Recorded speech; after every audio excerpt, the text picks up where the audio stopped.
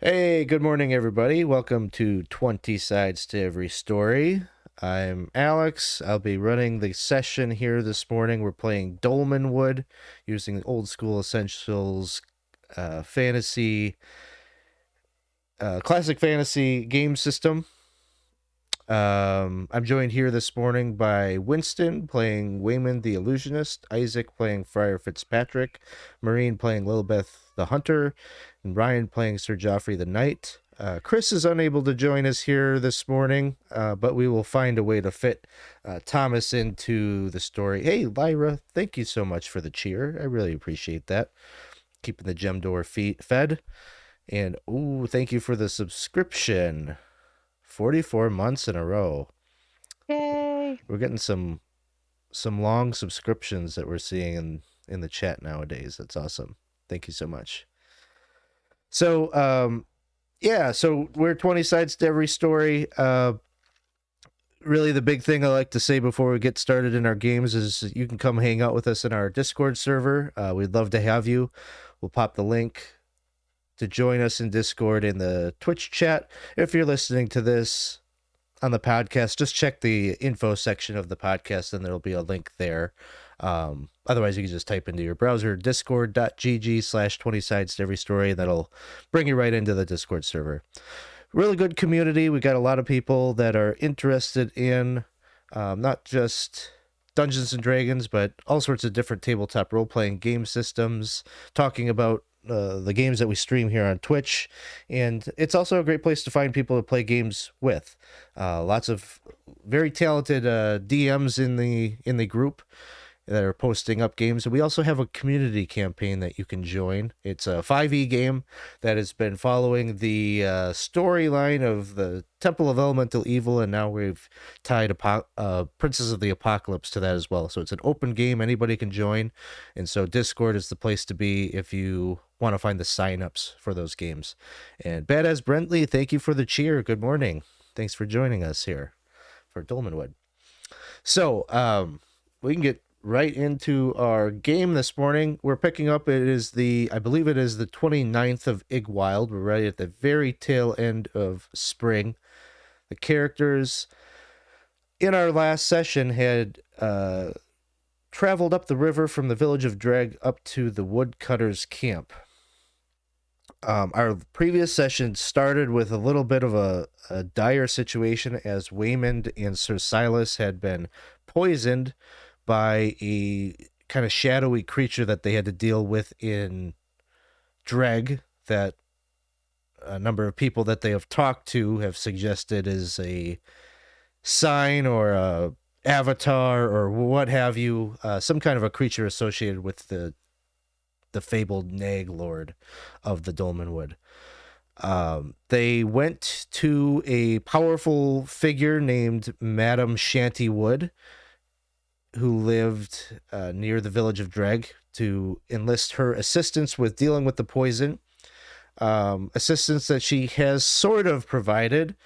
She did provide an antidote to deal with the poison, but in doing so, she also seemingly trapped Sir Silas in a mirror of sorts, that's a magical mirror, hand mirror that she possessed, that she is keeping him captive and using his safety as leverage over the party to get them to, she knows what their deal is, why they're here in the Dolmenwood. They are seeking a woman named Marjoram Griver. I have to really be careful now because I'm almost like about to like say it wrong. Marjoram Griver, who was a felon in the eyes of the Empire, had stolen some information. They are here in the Dolmenwood to find her and either bring her back to the Empire or silence her. And so Madame Shantywood wants to know what she knows, and so she wants to be filled in. She just wants to essentially know what the secrets are, whether you bring her back alive, whether you learn what her secrets are and bring them to her. But she's leaving that to your discretion, and she'll judge whether you have met her expectations or not. And so Sir Silas's life is on the line. You all headed up the river You did take a stop along the way at this home, a little forest cottage that was owned by a supposedly a brother and sister sorcerers that live there and consort with fae. You stayed there and talked to them a bit. And hey, Isaac, thank you for the cheer. Appreciate that. You talked with them a bit about kind of all manner of things. You questioned them about their connections with the fae. You questioned them about the herbs and plant life that they are aware of. Asked them some of the magical secrets that they may know.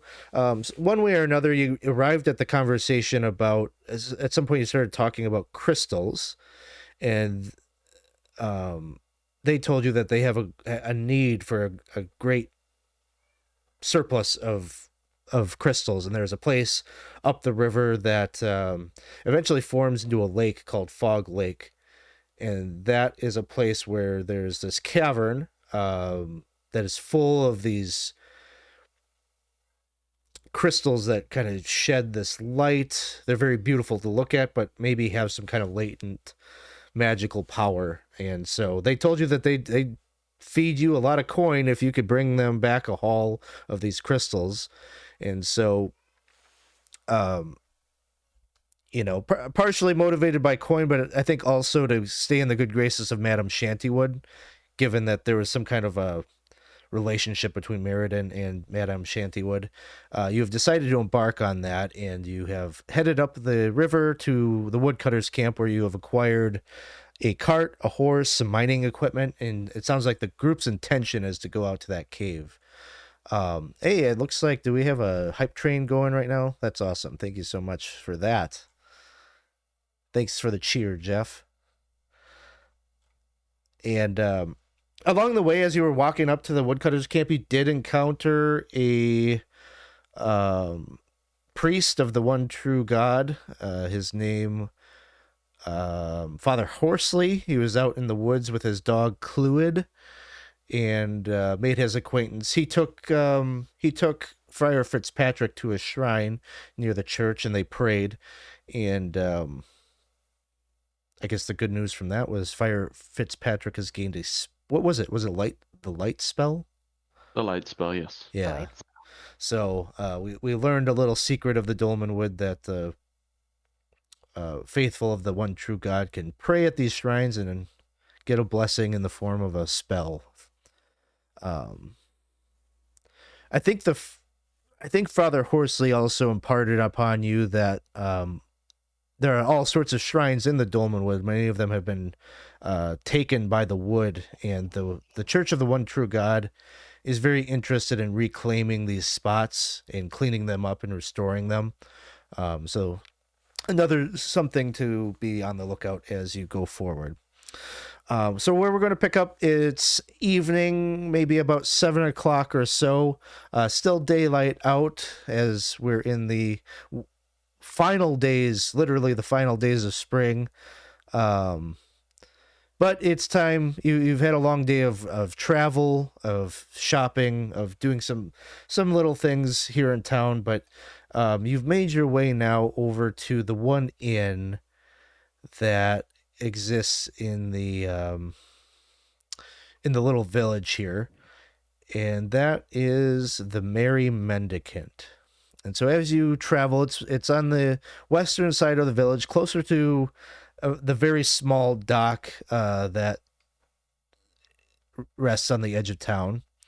And the Merry Mendicant is a 5-story building, very narrow, almost kind of has sort of a feel of like a tower or something rather than a house of rest. There's a sign that sits over the doorway of a grinning friar polishing his pate with beeswax. And as you step into the tap room, there is just kind of very rustic feel, kind of all that rough lumber kind of motif. All the tables in here are, kind of not super well finished, I guess. And it's just got kind of this quaint feel oil lamps peeking out from the walls, and heavy odor of pipe smoke lingering in the air. There's a cheerful woman behind the bar with curly red hair, beady brown eyes. She looks young-ish, in her mid-20s or so. But given there's probably maybe a half dozen people here just on the first floor where the kind of dining area is. But you can kind of tell she looks like she's maybe a little flustered. She's trying to juggle like 5 different priorities in her head as she's kind of running around. And as she sees the lot of you come in, she says, "Oh, find a spot wherever you can. I'll be with you in just a minute."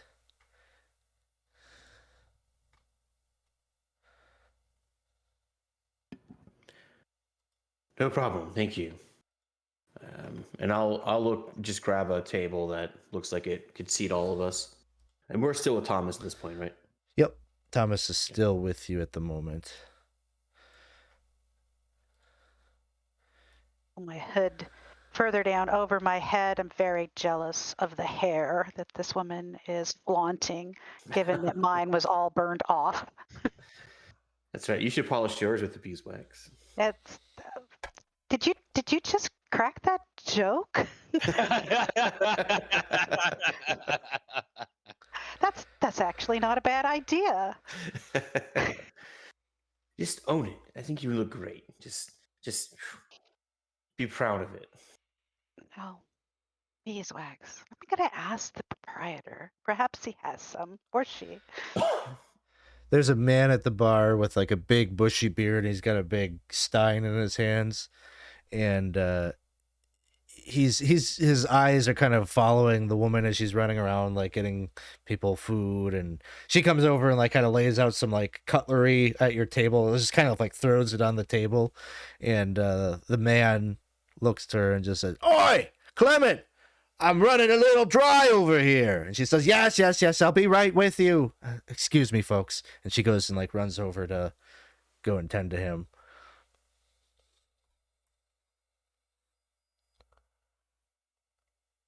You said there's only there's a half dozen people in there, so 6 people. Yeah, it's like not super full. But given the time that you probably spent in the village earlier, there is there's like a proper tavern, I guess, that kind of looks like maybe like the rowdier place that the log cutters probably come to at the end of the day, whereas this is more like a hostel.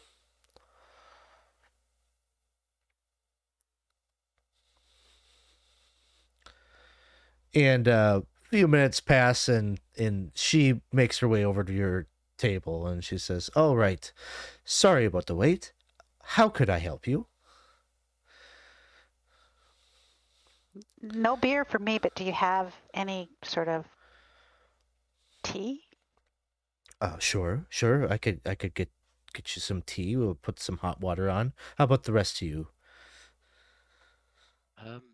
Yeah, I imagine at this point we'll need to eat, so order some sort of meal and libations, I guess. I'll go for an alcoholic beverage, probably. Why not? She would offer. What was the one that we had last time? Hang on. They would have the same stuff. I think it was the Marrow White Dark. She would say they have that if you're looking for a beer. Yeah, I'll take one of those. All right, and I have one as well. Do you have like a stew or some kind of meal? Yes, she says that they have a it's like a pork stew that they make from the hogs that are farmed out in the bog. That sounds good in real life. Some pork stew. That does sound Yeah. good. I'll have a cup of the pork stew and a Mare White dark. All right. So the food will be 1 silver, and the ale is 2 silver Total or each? each. And we'll do, I guess, times 4, one around Well- for everybody. You're not drinking beer, right? I'm not Well, drinking beer. So how much is the tea? Um, Probably more. Tea is complimentary if you're getting some food. Okay, definitely having the pork stew. So I've got Dying for some meat here. the stew was 2, and the beer was 1, or the opposite. Opposite. Okay, so we got 4 stews. That's 4 silver. And then we've got 3 beers. factor Thomas in there too. I would imagine he'd have a drink and Yep. some food. And a stew, so it'd be 5 stews, right? Is it 1, 2? Well, there's 3 of us here. Oh no, there's 5. Yeah. Okay, sorry. I didn't see Isaac sitting there, so I didn't count him. Isn't that funny? And I would guess Thomas would have a beer. So it'd be 5. Yep, and then 4, 8 silver. A total of 13 silver. All right. I've got some silver in my inventory for some reason. Probably making change. How much do you have? Looking now. I have I've got exactly 30 silver. Okay, why don't you I'll take it. cover I'll take this? it. Yeah. Okay. I should probably ask you if you were looking for accommodations for the evening as well. Certainly. So we So plan to head out in the morning then? I would say so. Okay. I mean, we can discuss it though. Of course. they have lodgings here of common quality. So looking for the common room, or actually here they probably only have shared rooms. So Mhm. 2 silver pieces would get you a shared room that can accommodate all of you. Oh, Cool. that sounds reasonable. I'll take it off.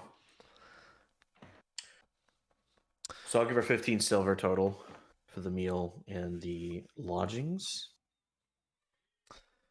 And so as you make that transaction, she goes to work and is kind of scurrying about to get you your tea and beverages and whatnot. At some point, this bearded man comes over to your table once he's got his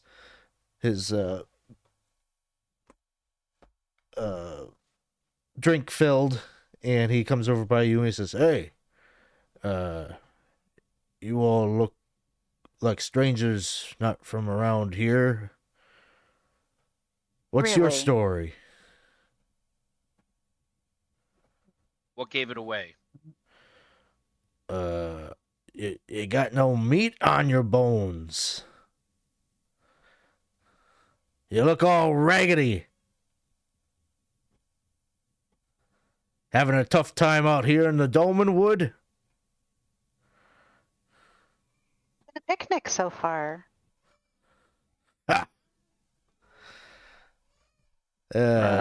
Who do we have the pleasure of speaking to? Friend? Rufus. I'm a woodcutter. I'm from the town here. Oh. Well, it's a pleasure. I'm Lillibeth. Welcome. I'm not trying to. I didn't mean to offend you. It's just you kind of stick out like a sore thumb. I Well, always like to take the moment to kind of hear some stories from the road. what do you think we could do to fit in a little more, not look so conspicuous? Should we look more? Well, you got fancy I thought armor y'all- on. I thought y'all looked raggedy, and now you're calling us raggedy. We're a little raggedy here in the Woodcutters village. But, and he kind of like grabs his belly. He's like, not too raggedy though, am I right? Business is good. So I'm taking it then that your food, based on what we've already heard, some of it is from farming pigs in the wild. Do you ever go out hunting? Oh, some people do, yes. When I was a young lad, my father would take me out into the woods to go hunting, but he's not with us anymore, and it has been some time since I've done that. But yeah, some people do. Oh, so what would you actually be able to find when you went out hunting? Oh, boar would be the top prize if you could. Well, once in a while you might see a stag or some deer. A lot of rabbits, a lot of squirrels mostly. Rabbits, squirrels. I'm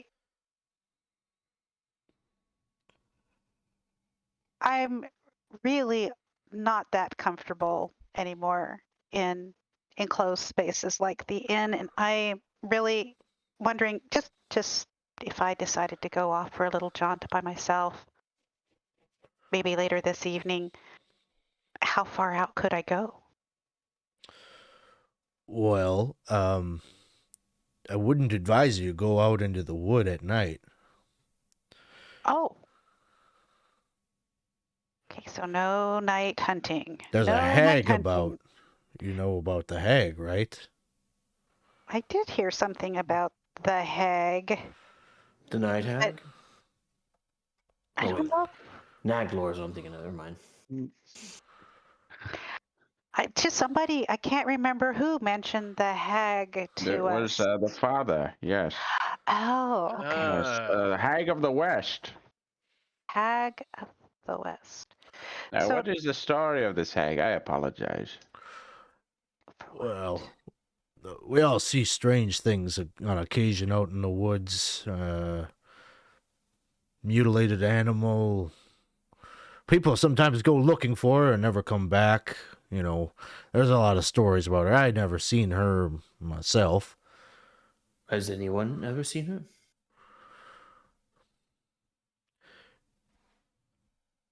Probably if you talk to Hagbard, he's the oldest woodcutter in the village. I think he's seen her, but he don't talk about it. Hagbard. That's a familiar name. Is he horrible?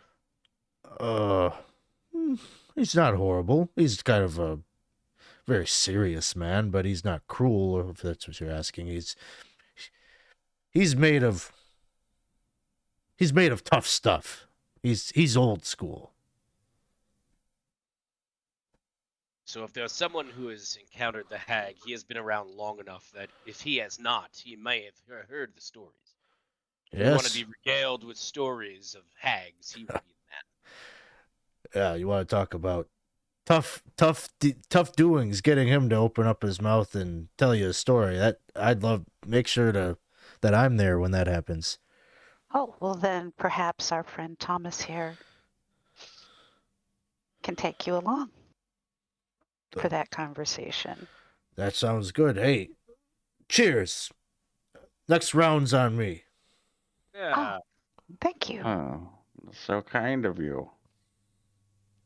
And we haven't even really told you anything about ourselves other than asking questions about hunting, so that's generous.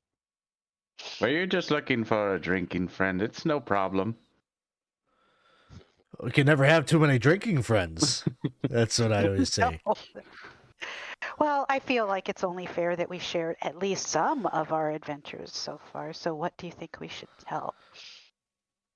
Where are you off to? I saw you earlier in the village. You was loading up a cart full of mining equipment. Well, funny you should ask, because I was actually going to ask you a little bit about if you knew anything about the cave outside of town, because we are Prospectors. entrepreneurs, and we are about to embark on a quest to that cave. And if you knew any information about it, might be helpful to us, surviving. Talking about the cavern up at Fog Lake. Yeah, I'm familiar with it. And probably about this time,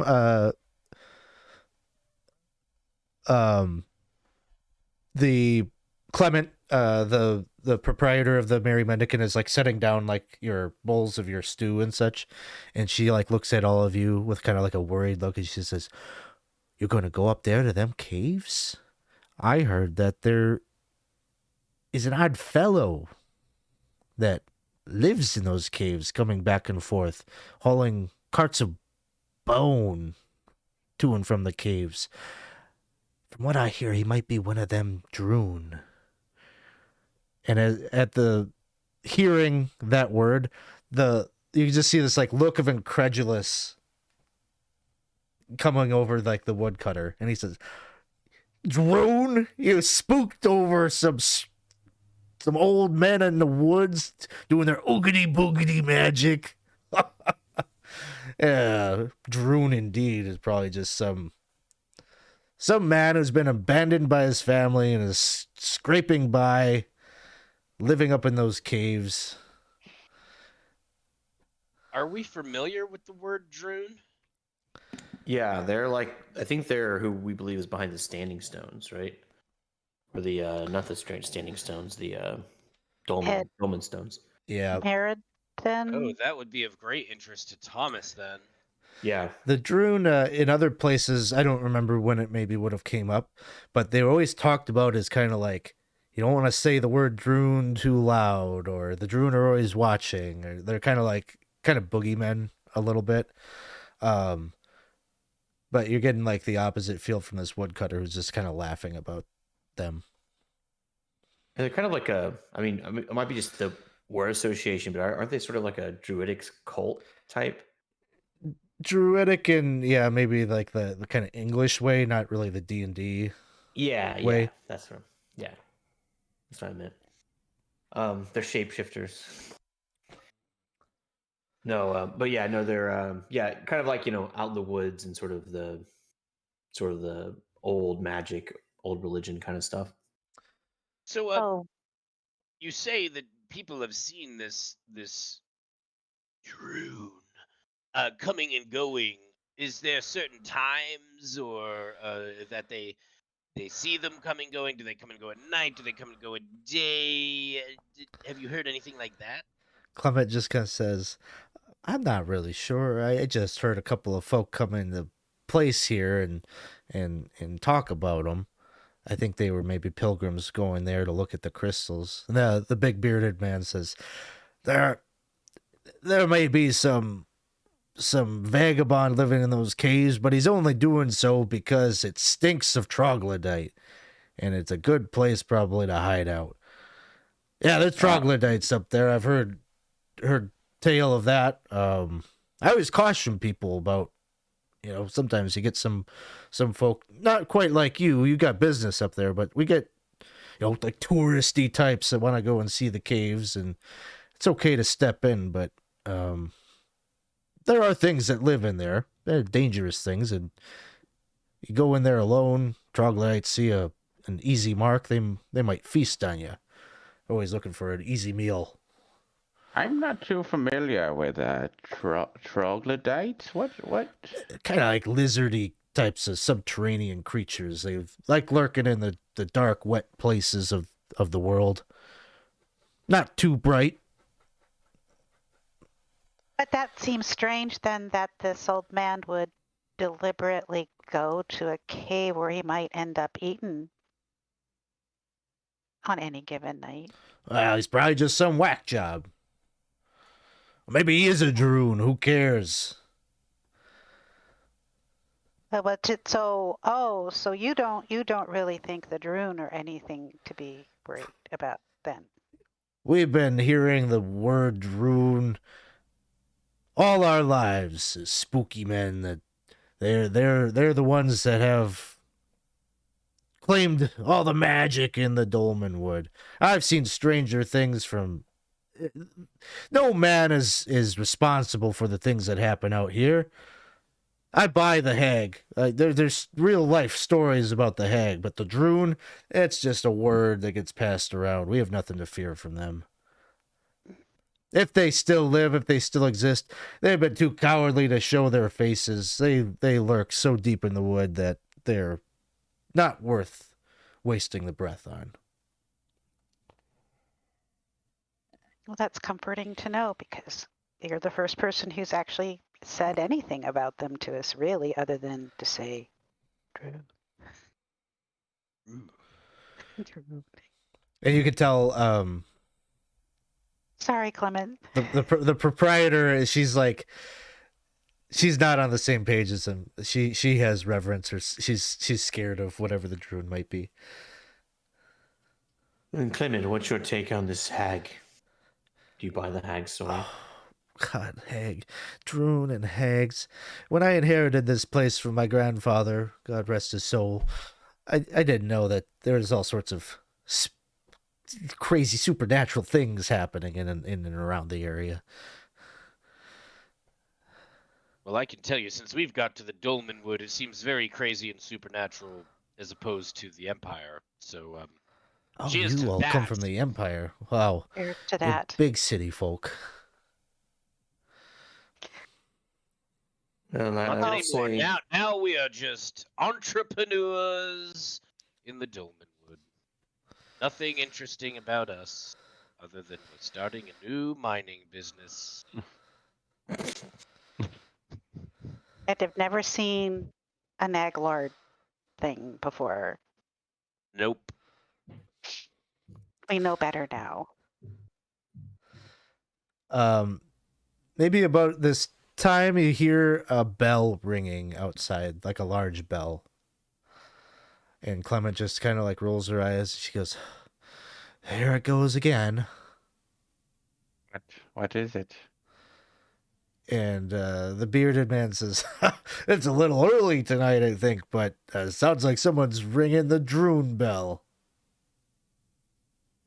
What's a Droon bell?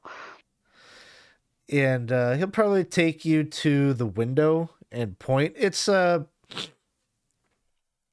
you probably could see it. Yeah, you could definitely see it. Do you see where the number 6 is on the map? Mm-hmm.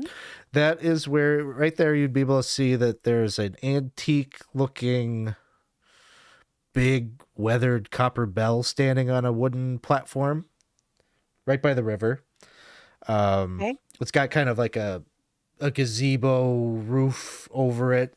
And there's like a guy there, another woodcutter, big beard, just ringing it. He's got a tankard in hand as he's ringing it, and he's calling out. You can hear him calling, singing. It's kind of hard to tell, but he's saying, "Oyster Skine, arise, bagel men, bedraggle." Ha ha ha. And somewhere in the village, you kind of hear other people like calling out the same cry, like it's almost like a call and answer kind of thing. And the man just points out and he says, "That's the Droon bell." Oh. Does it signify something? It signifies it's our way of telling the Droon that we ain't scared of them. It's our way of telling them that if they dare show their faces, we'll throw them right back in the bog. We'll throw them into the muck. We'll show them how powerful they really are. Oh, so it's not so much for a warning as it is warning to the Droon not to come around. Yeah, a bit of mockery. how long Well, is it? How long has the bell been here? Oh, I'm not too sure. Been here since I was a little kid. Been here since my father was a little kid. Generations. So you said throw them back in the muck? Do you have some legend that you threw them in the muck in the first place? Where else would they be hiding? In the filth. And as all this is happening, maybe you're still looking out there, you can see this guy has his back turned to the river, and you can see there's like this form that is like walking up out of the water, and it's just like drenched in kind of algae and like pond scum, and it's like this rotting corpse that is lumbering up out of the river and is like approaching the man that's on the that's ringing the bell. He can't. He's the bell must be so loud he doesn't hear any of this thing's groanings or moanings. It's just walking up out of the muck. Is that Droon. is that normal? I'm gonna point and be like, like I can't talk, Well, and kind of hit the woodcutter guy on the back, pointing like, should we be worried about this? Kind of, but not able to get my words out. I think if the friar sees a rotting corpse walking out of the water, he will look to his brother, nod, and then like hold on to his like holy symbol and duck out of the tavern to move towards it. Yeah, I think If I see my brother go out, I'm obviously following. I'm not letting him go out there on his own. All right. So you're all heading out there to see if there's something you might be able to do. Yeah. Yes. Or see what it is. Does this woodcutter guy we're with, who was yelling Hagaba, Dugaba back at the dude, does he seem startled, or does he see it or anything, or? Yeah, he sees it, and his reaction is like, the window is open. He's just like, he's like calling out at the guy, like trying to like get his attention from the window, but it's not very effective. And so you get out. You guys are rushing out there onto the street. We'll say it's like 70 feet away. Let's just do an initiative roll here to see who acts first. Oh, that's right. The friar should be our leader on that, right? Since he headed out first. Okay, I'll be the point man. A 3. 3. Okay. So this zombie creature that's arising out of the muck is going to go first. I roll a 6. Okay. And he just moves closer, and at this point he's probably like 10 feet away from the guy. Okay. So then it would become Yorl's turn, and yeah, any movement? I'll be casting a spell, but as far as movement, I would move up closer. Okay. Yeah, I'd be pulling my mace and probably moving up to strike it when I get or as close as I can get to it. Yeah, I forgot. Can we move and cast spells? You cannot. Okay, Casting a and then in spell that case, I wouldn't. would be Sorry, a fail. because I was gonna do the same, but Okay, no problem. And I would be moving into position to sort of cover Isaac. Sorry. Friar. I'll move because he's 70 feet away, right? Yes. I'll move up right behind Geoffrey. Okay, so everyone's moving except for Friar Fitzpatrick. Friar Fitzpatrick, or I'm sorry, any ranged attacks? I'm ready for one in case, so I'm not going to be surprised. You're not surprised. No surprise on this. I'll be set just in case. Shoot it. Did you want to take a shot? Yeah, why not? So hang on just a second. Let me do my attack roll. Kills that Droon before it gets that bellman. Yep, and That of can't course. be a Droon. Hang on. I mean, just they a have been second. threatening them for decades, but That's true. It's just desserts. 12. And it Yeah, is right. within your a short bow, right? Yep. Is 5 to 50 feet is the close range on that. So close range, you get a +1. I don't know if you factor that in. I did. Okay. 12.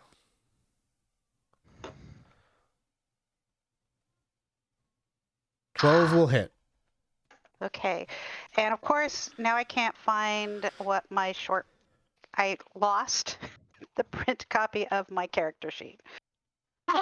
Frustration. Pretty sure it's Okay. D6, Hey, probably. I think so +1. too. Yeah, it's a I think 1d6 so. damage. 6 then damage. All right, and Nice. Yes. be sure to be tracking your ammo just so you know when to buy more. And I think chat had said something to you, Ryan, about moving your mic closer. You might not really need to do that because otherwise we hear your breathing. Everything. Yeah. Oh. I'll turn you up. I'll turn you up a little bit on my end.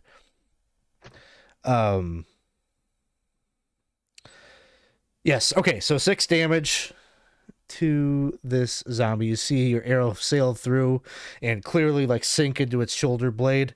Doesn't seem to impact it too much in terms of it registering pain. It's still lumbering forward. Any other ranged attacks?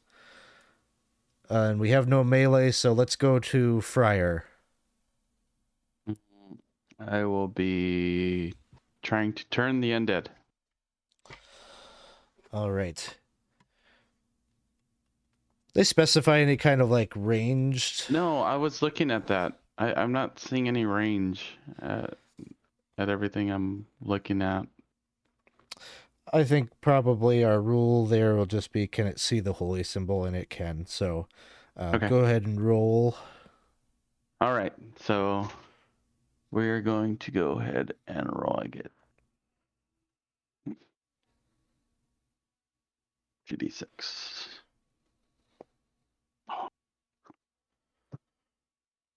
Oh no. It is a. Okay, so 7. If it's a 7, then it if it's 1 hit die for this creature, it will be turned. I rolled a 7. 2 hit die, then it will no effect. It has no effect. And you're probably a bit surprised by that. This one lone shambling corpse is not affected by the sight of your symbol. Maybe possible it's not undead. And that's probably, is that maybe more so that it hit it, or I don't think that's your take on it. You can see it's clearly like a rotted corpse. okay. I think it's more like you're just More powerful than resilient. It's the resilience that is taking you aback that you have no power over this thing. Yeah, I mean, Okay. it took 6 hit points. It definitely has more than 1 hit die. Mm-hmm. Unless it's got a big hit die. So I think that takes us to the end here. So we'll roll initiative again. All right, here we go. Go, Isaac. Come on, Isaac. 5. You should always roll the initiative. 5. Okay, you win initiative. All right. Oh, I'm sorry. Was there spell casting that wanted to happen here? Well, we moved up. So you're 40 feet away now. You're 40 feet. Okay. You can only turn once a day, right? Or something like that? No, I could Just go continually. as much as possible. I think So I might actually we'll even make try that to do it again. We'll make that rule once per encounter, maybe, if we're turning. Okay, sure. Okay.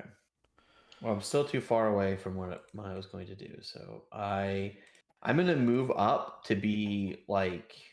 Again, I'm going to stay behind Geoffrey, but I want to try to get 20 feet away from the creature. Okay. I'm going to move up as well. And stay within range. I'm going to bring out a sling, so. Okay. So if How you many- move your full range up, you could be like for like 10, 15 feet away from it. So we're still not going to be able to get off. Like, I wouldn't be able to get off a melee attack on it till next round. Yeah, the closest you could get would be 10 feet from it. Okay. Well, in that case, I forgot we had slings. Yeah, I was looking at the range for a sling right now, too. Sling. Dang. Because I don't want to get up any further than I need to. I'm going to keep my sword out because I'm going to hope that if I get attacked, I can parry. All right. Any ranged attacks? Yes. I will be using my sling. Go ahead. You probably get All a right. additional +1. I don't know if sling's short range is, but looks like a sling. Yeah, 5 to 40 feet, so you can get an additional +1 on that. Okay. Great. 13 to hit. That hits. All right. And I'll be doing the same after he's done. Let me see if I don't think I have any bonuses to damage for this.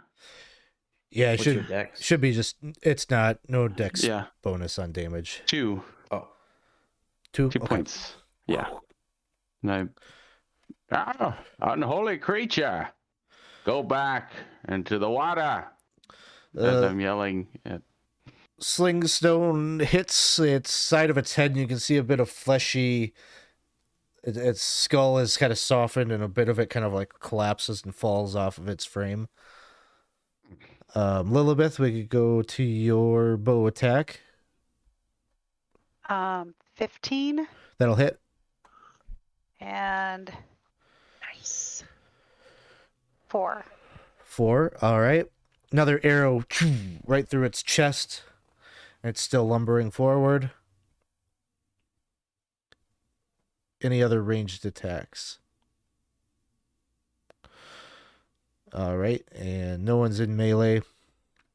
The zombie makes it to the drunkard.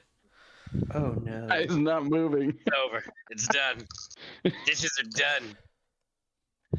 Who at this point, like, you've taken a few shots and are like hitting something behind it, and so he notices that and like turns around and like at the perfect time for this thing to like collapse on top of him. Uh-huh. And let's see. I had to look up what might a commoner's armor class be, and he's gonna have a negative because he's wasted. Drunk as hell. Probably a 9 at this point. Let's see. I think It under hit. human, I think they've got some stats maybe. Or no, it's common human, I think.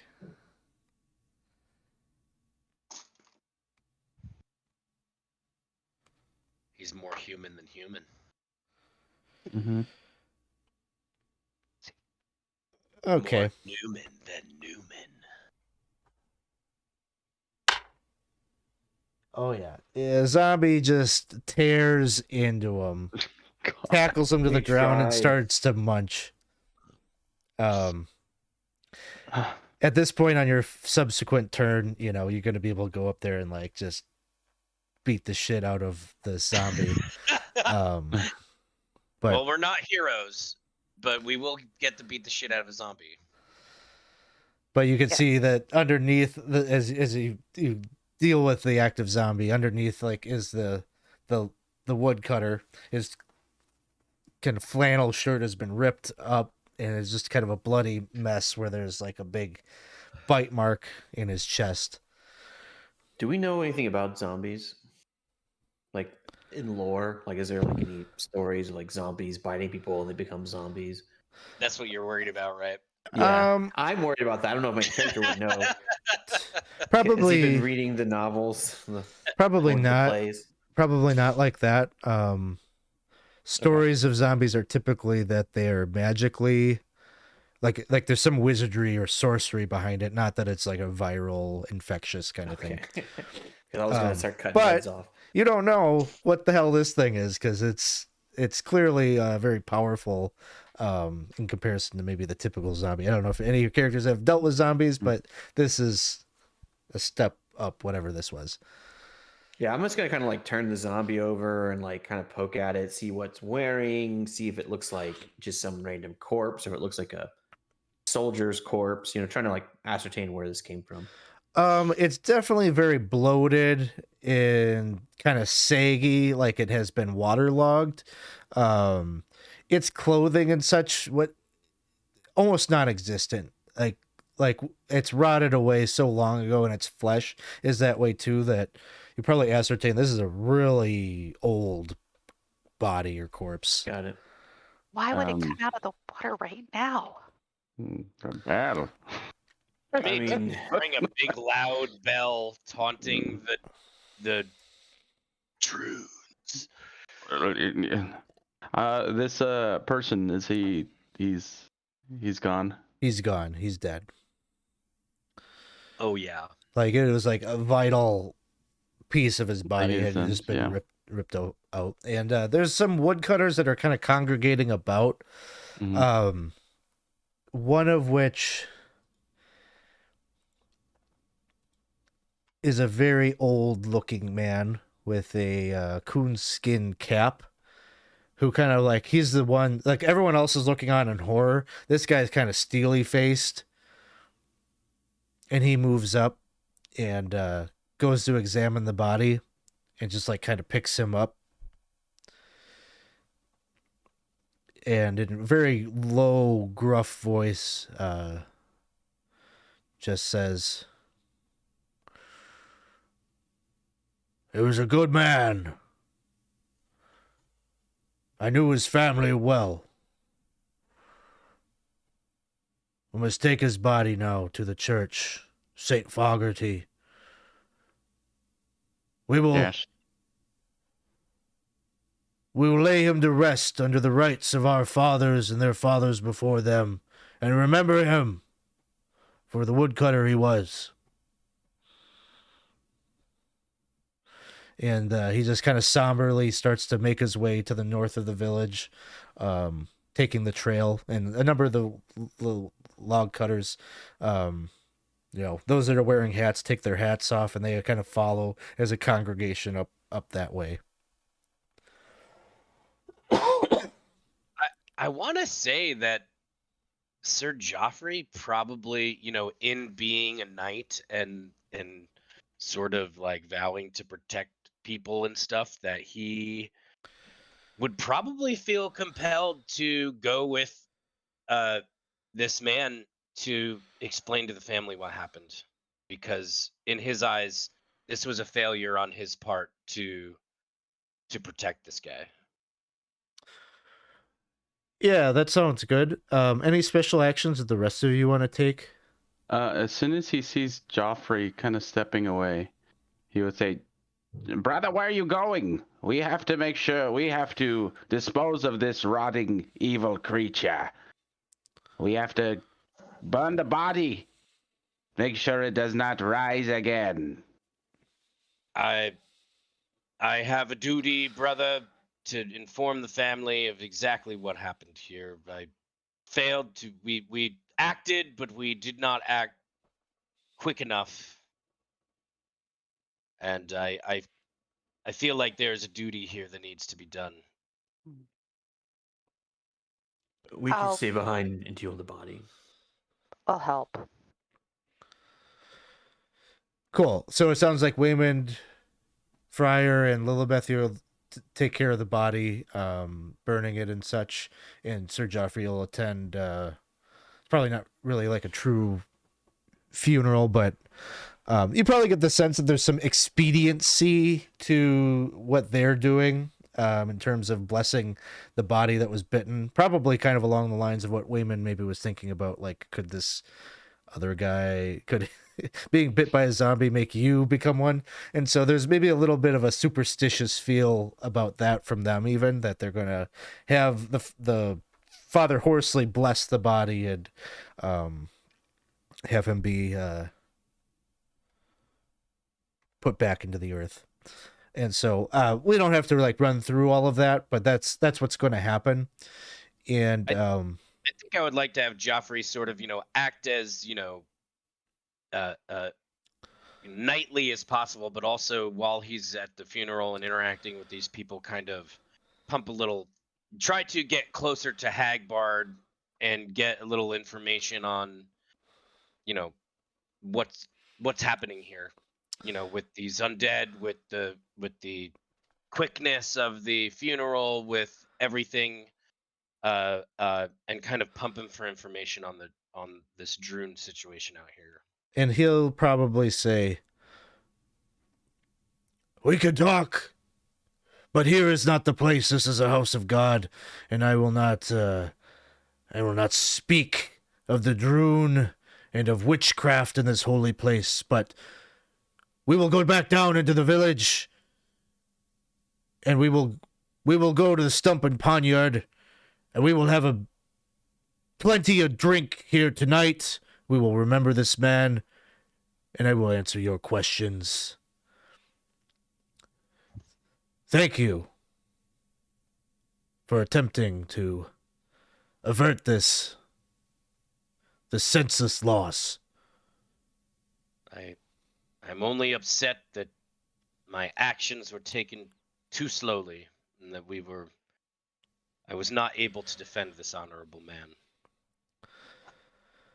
So he will invite you to meet back at the tavern, not the place where you were staying, but like the proper tavern in town, to meet with the other woodcutters, and they're gonna do the woodcutter thing and like tell stories and try to do what they can to honor the memory of this guy.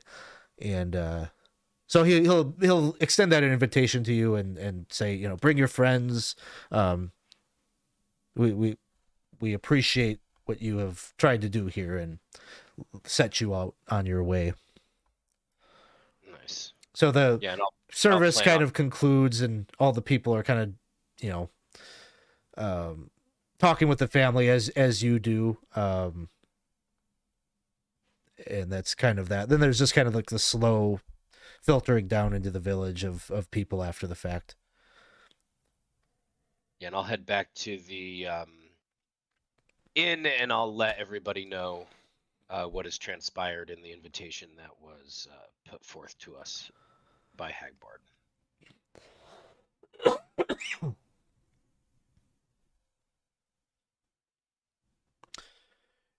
And so, would the group like to go there for a drink yet this evening?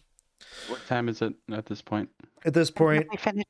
probably after everything concludes, it's probably like 10. Then it's probably dark at this point. Mm-hmm. Yeah, definitely. I would. Did we get a chance to finish our meal? You could go back and finish it if you want, but probably Hungry. you're gonna be spotted a meal and some drink at this tavern for your actions. So Tried. Taking the skinny and lanky and not well fleshed remark deeply to heart, I'm going to finish my meal and I'm going to talk to Clement and find out whether or not she has any beeswax. yeah, she'll procure some of that for you. Okay, so I'm gonna try it out tonight at the wake. As she said, if you need any help applying it, I'm gonna give her a slightly sidewise glance and say, "Well, sure." And teach me how to Hey. put this stuff on. All right, so that happens. You tend to you all eventually then make your way over to the Stump and Poniard, which is sort of a kind of rundown looking shack at the edge of the forest. On your map, it would be number 7, so it's a kind of southernmost point in the village.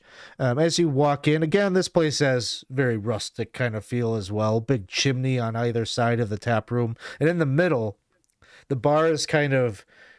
It looks like this building maybe was built up around this big stump, the oak stump in the middle, and it's been hollowed out, and so that's where like the bar is. It's like a central bar. So it's got kind of like a cool kind of feel as you like walk in here. And there's no it's a sawdust floor, very smoky. There's no tables, no stools. It's standing room only, and all the people are in here with their steins. And people are already launching into like storytelling about this woodcutter that had been slain, and raising up glasses, and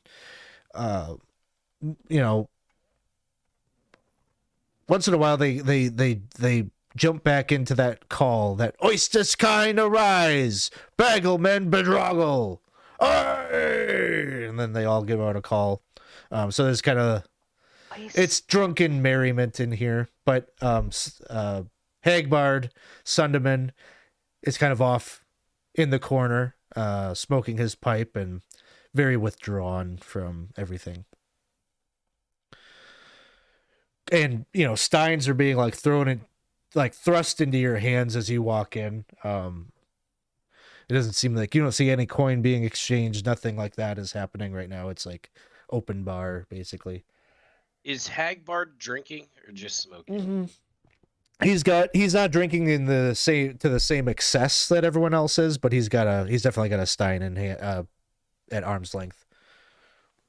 Yeah, I'll probably take a drink, and I will pull out my pipe, which I have, and I'll sit near Hagbard, and I'll search around for some tobacco, not being able to find any, and start conversation with my friend by asking him if he has some tobacco to share. He'll toss a bag, cloth bag out onto the I guess there's not a table there, huh?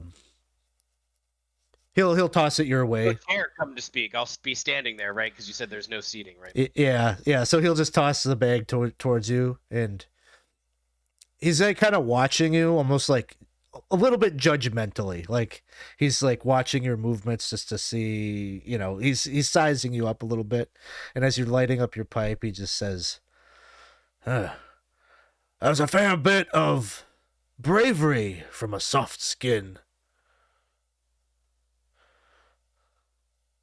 I'll bang on my armor, and I'll say, "Not so soft as it looks. I made an oath to protect those that could not protect themselves, and I take that oath very seriously." Well, I wish I could say the same for the young lad that died. Unfortunately, and he just kind of gestures to the other log cutters, this lot, quite soft indeed. They've strayed very far from our traditions. They grow fat. They grow lazy. They don't remember what it was like in the early days of this camp, when it was but a few structures and living in tents. And I imagine having to hold back the Droon? Yeah. We used to fear the Droon.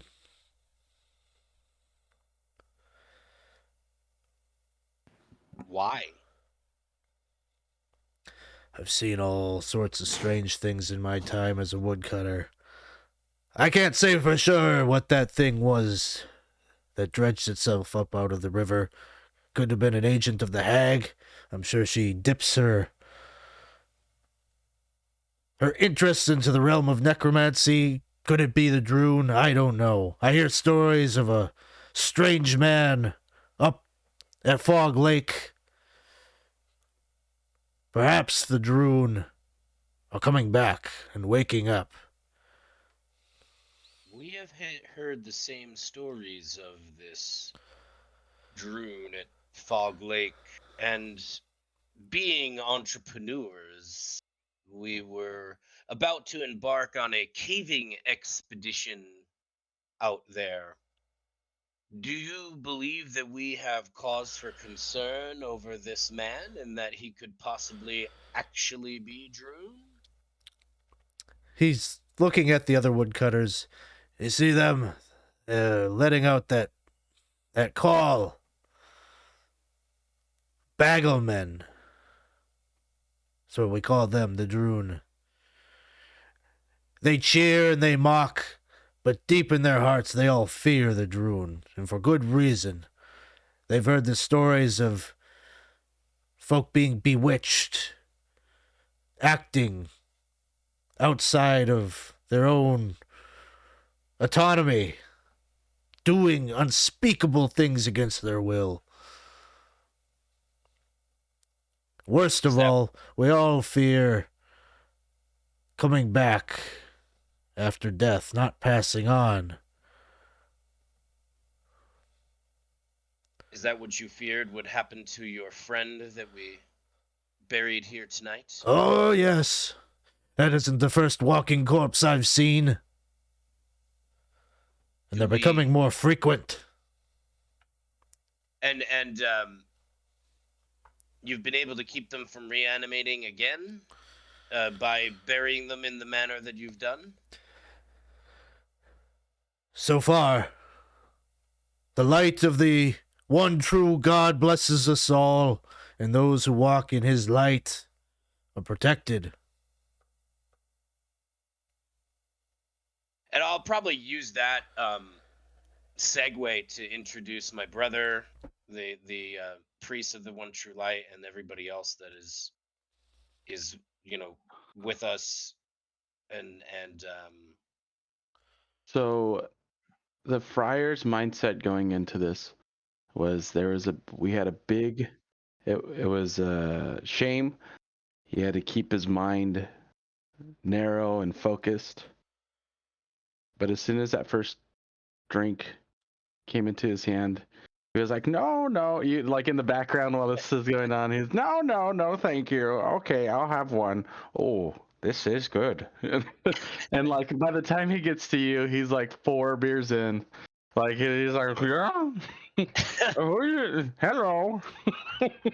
Enjoying yourself, Friar. Modesty, yes. Moderation Yeah, but is the word you're Yes. looking for. yes. Well, after what Oh. you've seen here today, I don't blame you. Well, I'm sorry about that old young boy. He's too drunk. He didn't hear us calling. Yes. His mind was soft, as was his flesh. You know, I was thinking, these drones, is it concentrated here? It seems, we will be traveling, in the wilderness eventually, and is the problem mostly here, or is it everywhere? Because I hear, when I was a young lad, I'd hear stories of a village of the Droon, but couldn't say for sure where, if that's even a real thing. I know of no concentrated place of Droon power. I One can't- thing that is for certain is if you ever come upon a dolmen stone, you can be sure there's probably a Droon lurking about watching over it. I can't help but noticing that your inn is unusual. Did you, not you personally, maybe your family, carve it out of this living tree? Or did you find it like the This place dates back to when I was just a young lad here in the camp.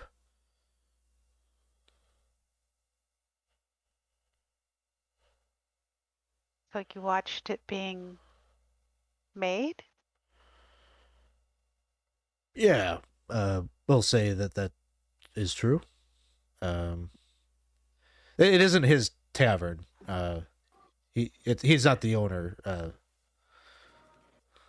I think Lillibeth's getting at is this maybe kind of a Droon site or something that they took over. Oh,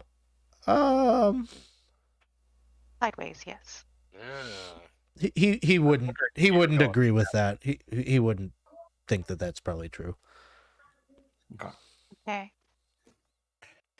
It could explain some hostilities, but Well, what's an Oosterman? Bagelman? Well, Bagelman, if we were standing around, and I'm assuming we were standing around, I would have been listening, Mm-hmm. skulking, maybe even a little bit, but he still hasn't explained the Oosterman arise part of that. Oh, you ask him about the mocking of the yeah. Droon. He says he'll explain it to you. He says Oisterskein Oisterskein. Thank you. I is like an new words. is an old Drunic. It's a Drunic phrase. Oasis kind is woodcutters. Bagglemen is sort of a flippant local term that is used to describe the Drune. And bedroggle is a Drunic word meaning to cast an unwanted item or person into the sodden ditch. Hey, thank you so much for the cheer, Drake Takes. Happy New Year's to you as well. Thanks for stopping by. Good to see you.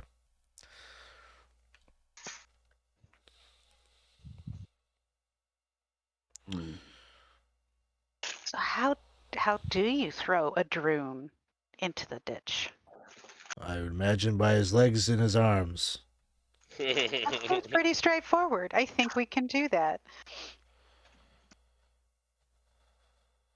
I happened to hear you did hear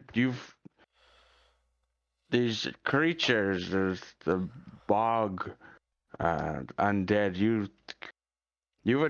You've had they're strong? Yes. Strong? What are you trying to say, Father? I think he's trying to say the other creatures you've run into, Hearty is the one that we dealt with. It's tenacious, dangerous. That's exactly what I said, didn't I? I just pat you on the back. Of course, I was just trying to. As you pat, like he's like going to reach for you. He's holding on. Sunderman just raises his tankard. He's like, the fault is likely with me, I suppose. Yes, these undead that I've seen, they're quite formidable. See 4 or 5 arrows in them and they still stand. Do they seem to be coming from a certain direction, a certain place? Is it always out of the river? Typically from the north. From the stories I've gathered over the past year or so. And is the cavern to the north? Sort of. It's kind of to the northeast. To the north. Well, I can say this. I do not know that these rumors of this wild man in the cavern would necessarily put us off from going on our entrepreneurial adventure. But I do believe it might be of value to this Woodcutters Camp, Hagbard, to find out if this wild man is Drunish and to see if it does pose a threat to this camp. So I would propose to you, possibly, if you are interested, to join us on our expedition, so that you have some backup to see what's going on as we venture into the cavern. As I am about to enter my 86th year on this earth, All of my I bones guess just I didn't started realize he was so. aching. He He's- looks so. he actually doesn't look bad. He he looks looks probably 20 seriously- years younger, but Jeez. you know, he'll probably chalk that up to clean, honest living and a Holy life. moly. You know, he's still actively working. So he would tell you in pretty plain terms that these people here need me. I cannot head out. Adventuring is a young man's game, and given the given the lack of attention that our good Lord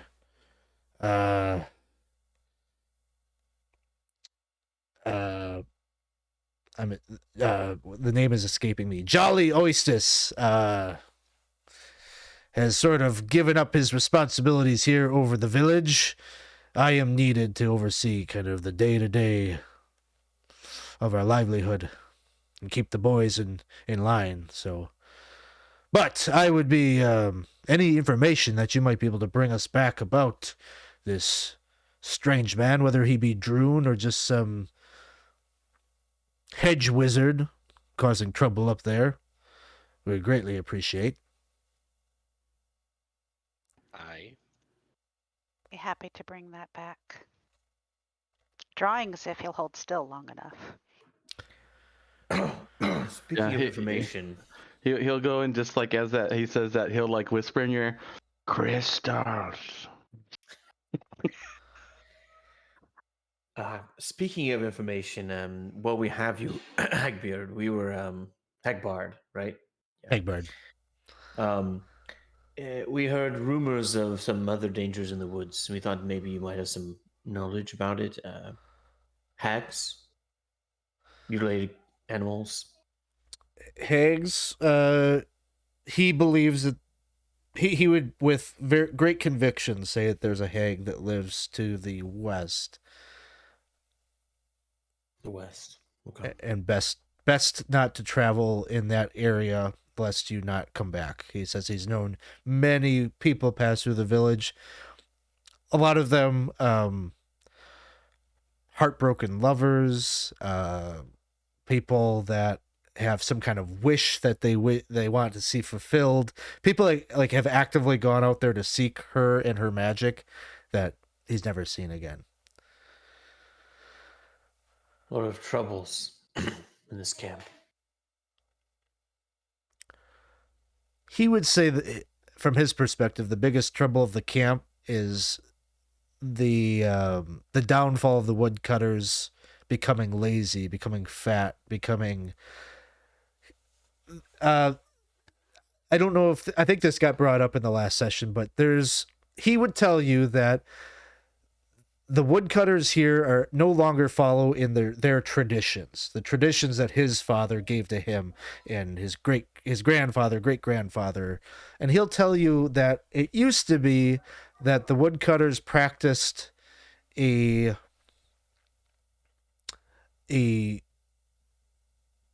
art, I guess, a forestry technique called ferning, which was that they would coppice the trees and kind of either twist the limbs or they'd find different ways of kind of landscaping the trees after cutting. They'd only cut part of the tree and allow it to regrow. And then they would just kind of harvest these different trees. And they would do this to kind of bring out different qualities in the wood, either different the hardness of the wood, or sometimes even innate properties that are bordering on magical. It sounds like it's also kind of a sustainable practice in a way too. Yeah, and Maybe it wouldn't be so offensive to like woodland fae and stuff. yeah, he would attribute it to the woodcutters. Everyone here is of the faith of the one true God, but it's kind of one of those things where religion and like local tradition kind of blended, and the woodcutters do have a little bit of reverence for what they would call the wood gods, which are more like spirit beings and things like that. They have reverence for that, even though it's not really in alignment with the formal religion. And so that's sort of where the tradition of fernging came from. But he's saying that woodcutters don't do that anymore. It's very labor intensive and very tedious. And so they're just hacking down trees like you would. I feel like there's one main principle for the one true God, and it's that there's one. So if you're like believer in the one true God, and then put some other gods too, like there's sort of You.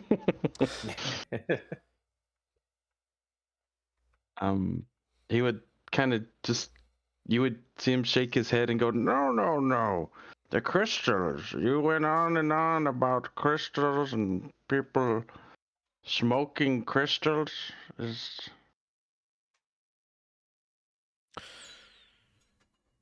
You bring up that the smoking of crystals, and Sunderman's brow furrows, and he says, "It's a damn shame what's happened to the Lord Pollard. You've heard Tell those rumors, huh? Yes, he sits in his manor, and the same crystals it sounds like you're after are able to be synthesized into a substance that he burns and takes from a pipe." Oh, the ones that we're going after are the crystals he's smoking? He No. says it sounds like it's the same. We're not. I assure you, we are not drug dealers. This yet. is turning into Breaking Bad. I can't wait. But Real quick, just thank you for the follow, McClover4. We really appreciate that. Is the manor really just a single wide trailer?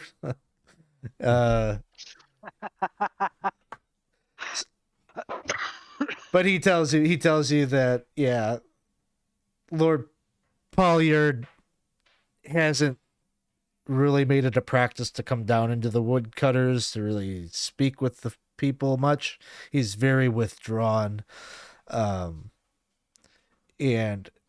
Hagbard is concerned about what the nature of what he's inhaling is.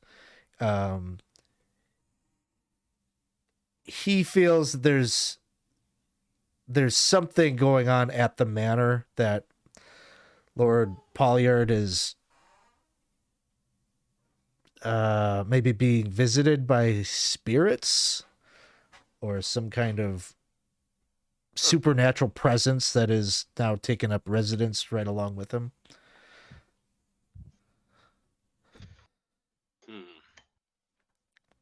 Well, our new ventures are certainly more exciting and filled with questions than our old ones. I'm also going to ask him about Marjorie Griver. Marjoram Driver? Marjoram? I'm Marjoram. going to She's say an the herb name too. I'm She's going to an say herb the name too. I always say. Margarine MacGyver. He doesn't know the name, but at some point you might bring in the description of what she looks like, kind of little bit overweight, frizzy hair. I think she's been described to you as maybe being He's maybe about, aunt. yeah, a little wizened maybe.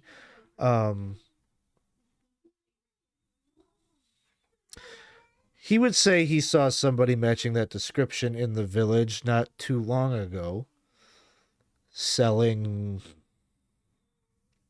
herbs, selling kind of a hodgepodge of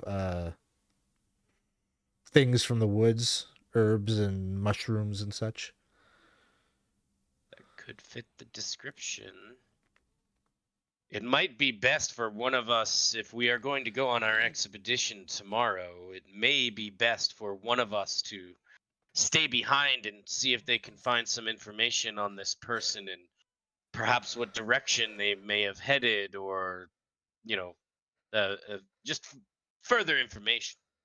Thomas has just got, I don't know, a glass of the fancy wine, and he just gives you the thumbs up in the background. Maybe he's Nice. talking to, I don't know. He's like flirting with some local in the background. But yeah, do you have any other, the night draws late in conversation to the point where maybe you're half the crowd is kind of emptied out and you're probably among the last here talking with Sunderman, but any other questions or topics you want to bring up with him? I don't think so. Anybody else? All I right. think we hit everything. Yeah. So Holding my own thoughts. probably at that point you can head back to the Merry Mendicant and get your rest in. Is anybody still down hit points or anything like that? I think I'm down 1 still. Okay, you gain a hit point here tonight, so okay, so you'll go back and you'll get your sleep, and you'll be ready to hit the road then in the morning. We're not quite at the halfway mark of the session, but why don't we, this is probably a good place for us to take our 10-minute break. And thanks everyone for hanging out with us. Short break, and we'll be right back with more Dolmenwood.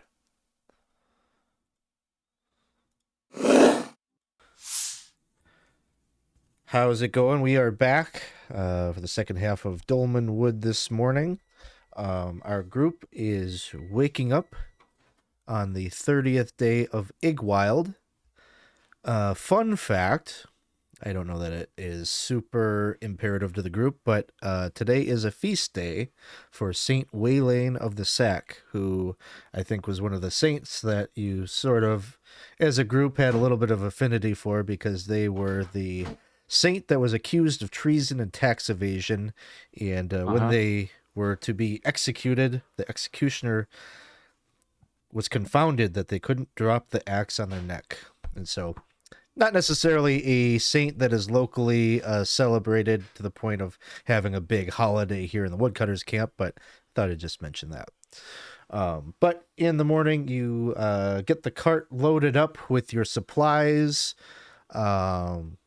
doing a last-minute errands that you might have, and then the plan was to set out on the road and find the trail that leads north to Fog Lake.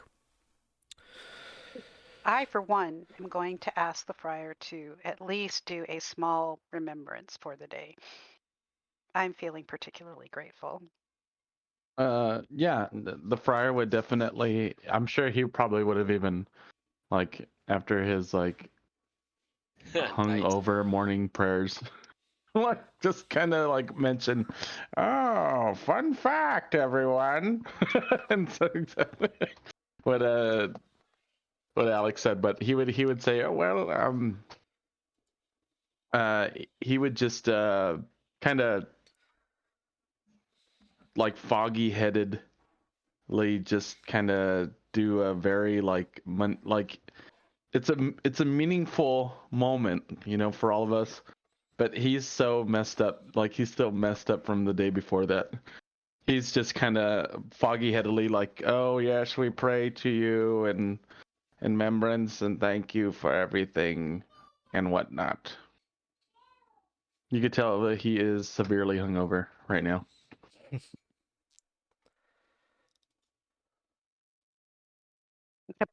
Clap you on the back. Make it even worse, but not on purpose. Just not thinking about it.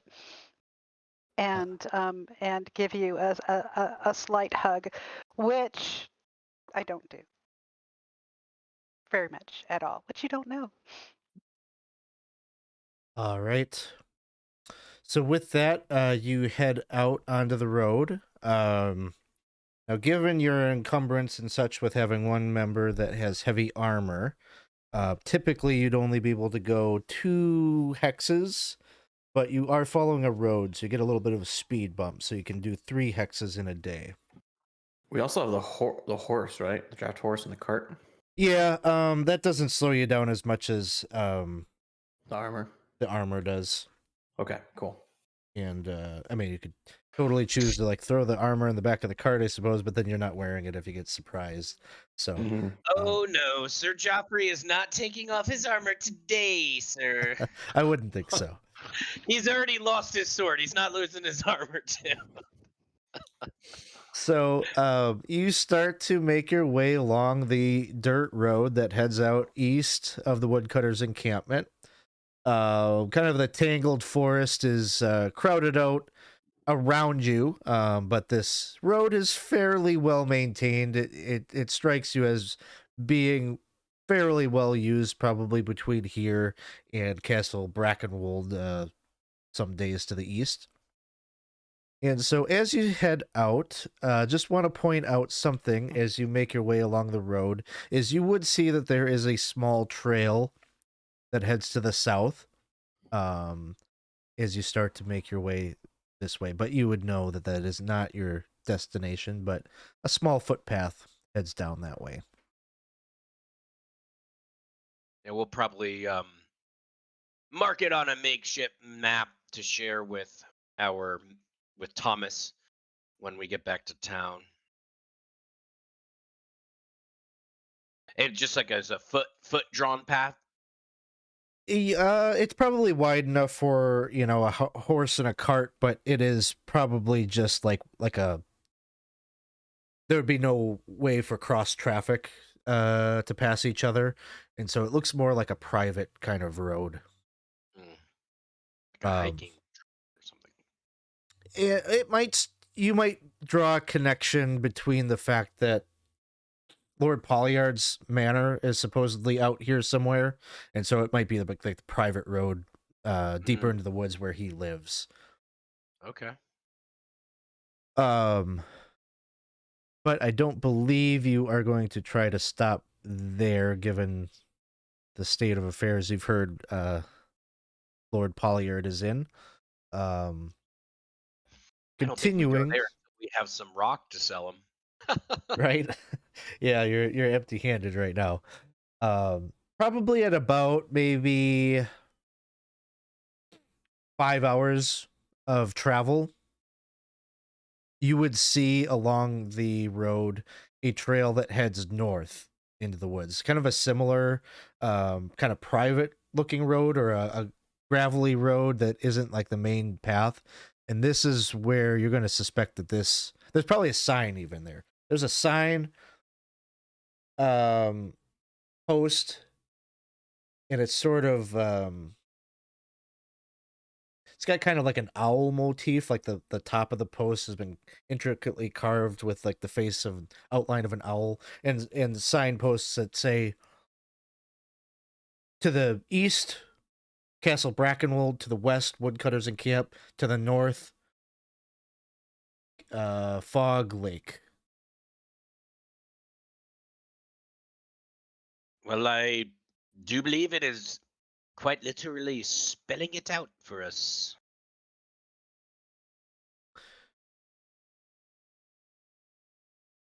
Continuing along the path at maybe about, let's say, 4 p.m. or so, you are traveling. You haven't seen anybody on the road or anything, but up ahead, as you're walking along this path, you hear kind of the light strumming of a stringed instrument, a mandolin or something. Didn't Thomas stay back? I thought so. It's probably not him then. That's where he like still, he's starting to get out of it, but he's still kind of a little blunt. Who might that be? I'm in my armor. I'm not one to be sneaking up on someone, but perhaps someone should do some reconnaissance. Reconnaissance. I will go out and reconnoiter. All right. So up ahead, the trail kind of passes through this kind of ravine. I don't know if ravine's the right word, but there's sort of like cleft walls that jut, that kind of close in on the road. And so, you know, maybe you take it upon yourself to go into the woods a bit and try to climb the incline to get kind of a vantage point on what might be up ahead. And so you do so, and looking to the north on the other side of where this kind of rocky cleft where the road draws close, you can see there's like a little stream and just a tiny little rock bridge there. And sitting on the bridge, on the side closest to you, is a silver-furred, amber-eyed Grimalkin in sort of minstrel garb, who is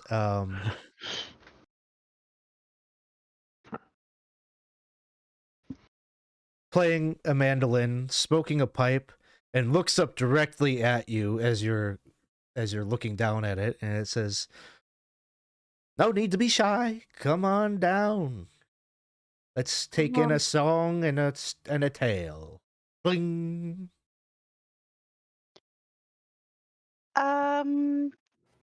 Certainly, sir. I'm a miss, but Cat. Oh, my apologies. It's hard to tell. Try to tell with cats. Yes. And now I've probably offended you twice. So I am desperately thinking about potentially the contents of my backpack, providing a whiff of dead Grimmelkin. Are you wearing the Grimmelkin Scott socks? It's the socks. We all have I our did not socks. wear the socks. I did not wear the socks because I have better clothes now than the socks, but I'm pretty sure I would keep them. the I'm nasty thinking, dead flesh of oh the previous God. Gimmelkin. I would have tanned it out by now. I'm a hunter. I know how to do that. He didn't take any time to do that. I didn't take any time to do that. No, so they're stinky.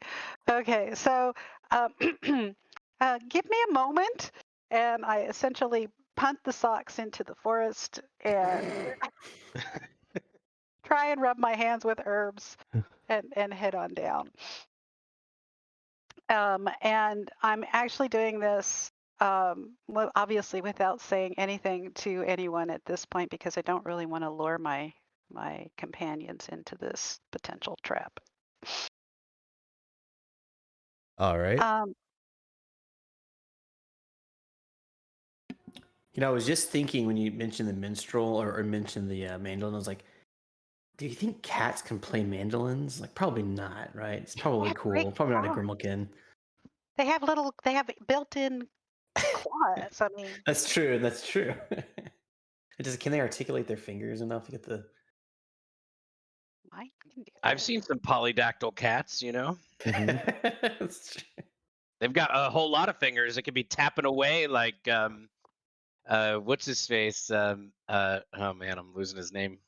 Like Mahavishnu John McLaughlin or something. I don't know. Mm-hmm. So on that note, I'm definitely going to go at least how difficult is it to get to the bridge? I mean, no, it's not difficult. It's along the path, so. It's along the path. So I'm going to come close to the edge of the bridge and say, I'm traveling with others, so they should be coming along the path pretty soon. So I'll sit here with you for a while they catch up. Sure, no problem. Bling, bling, bling. What's the song? What do you want to hear? I want to hear a happy song of friendship. How's that? He starts playing a song about a raccoon, it's all like woodland creatures skittering about being hunted by a wolf, and the story has a happy ending. They best the wolf, and they use their knowledge of the woods to avoid it at every beat of the story. You're then- really good. Then your friends catch up, and she says, are these your companions, or are we just blessed with a plethora of visitors here today? Oh, these are definitely my companions. And I guys who can might introduce you be? yourselves.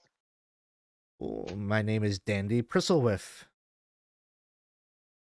and I watch over this bridge. In what sort of way?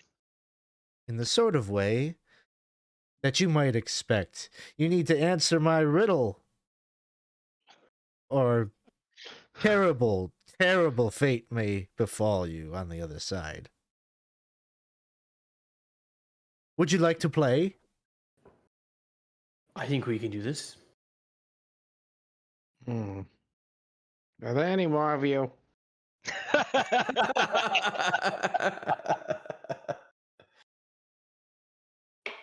Maybe. He's already like, oh no. Yeah, all I'm saying is Joffrey's getting ready to wink at Weymund. Yeah. Sharpens I've got my- his claws and starts plucking at the strings. I'm just going to say that I hope that my companions and I have learned enough by being in this land to definitely treat all the denizens with respect. So what's your riddle? Oistus kine, tree herd kin, fulsome beard upon your chin, axe and saw and coppice post. What is it that you fear the most? Oh, well, Do we get to That's- like huddle Oh, huddle. before we answer? Sure. Do ding dong dong dong dong. it's the return of the Droon. We just had this Okay. conversation. Yeah, that's okay. I just wanted to make sure we're all on the same page with that, right? Yeah, that's what it is, right? Absolutely.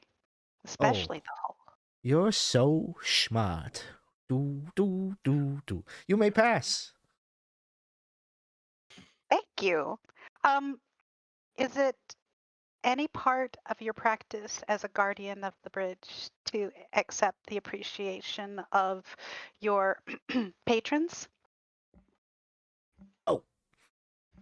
Takes her feathered topped hat and like drops it on the ground. There's like some coinage in there. I'm going to drop a couple of coppers in there. That's all I have. I'd give you more. Your song was amazing. Just kind of like leans over, looks at the coppers, and looks at you. Do, do, I'm going to do, take do, off do. my hat and I'll show her my head. See? That's really in rough shape here.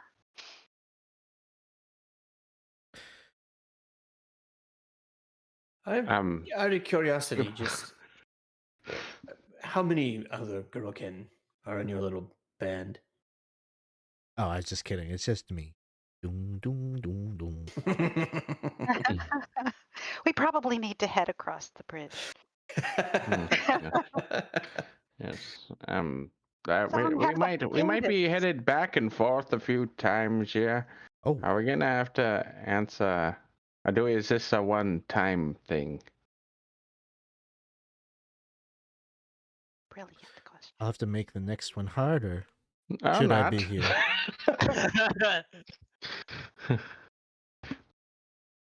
Maybe I'll make it different next time. Maybe you'll have to play me a song. So get practicing.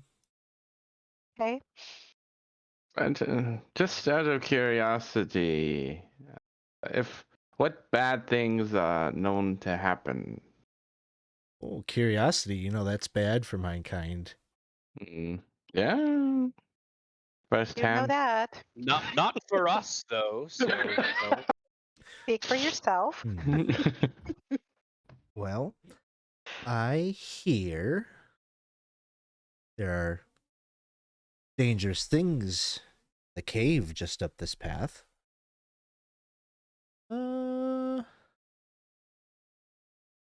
Let's see. Let's do a roll.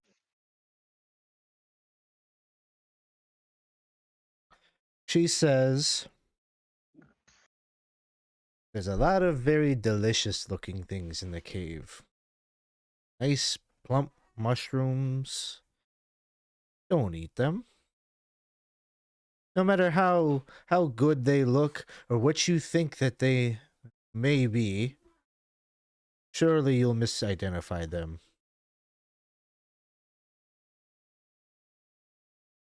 Don't eat the mushrooms. Got it. That's especially going for you, my brother. But it is a beautiful place full of crystals. And those crystals, if you gaze into them, take a deep look, you may catch a glimpse from the land of dreams. End of Well- dreams. Will the glimpse catch us back? Oh, hard to say. It is. Land of Dreams is a place of infinite possibility, what you might see. it is really up to the whims of the Duke who cherishes dreams what you might see.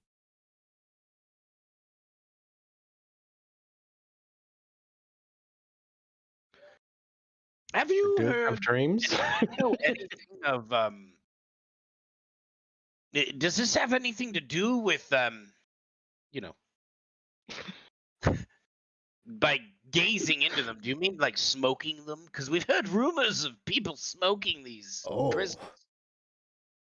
Yes, I've heard that as well. I am not accustomed with that. I fear that my pipe is filled with but meager pipe weed. But I suppose you could go for a nice little trip into the world of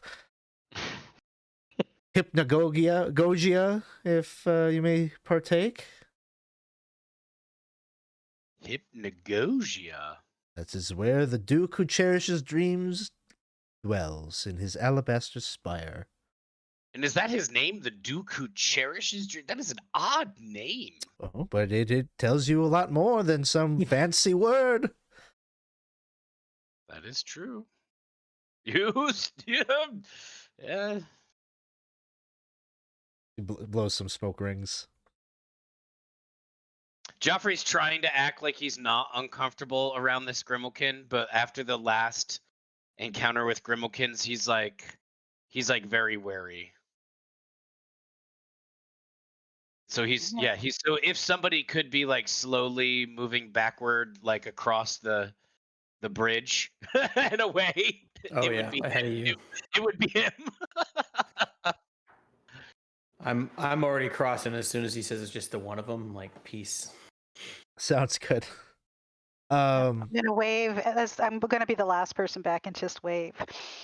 And she'll pick up her hat and throw it back on and kind of give you a salute and starts playing a song about 4 wayward souls on the road to cave path. Will we see them again? Nobody but the Duke who cherishes dreams may know. Oh, that's not ominous at all. Yeah, not even a little bit. Geoffrey, didn't you have a dream? Didn't you share that with us? I did have a dream, didn't I? You did.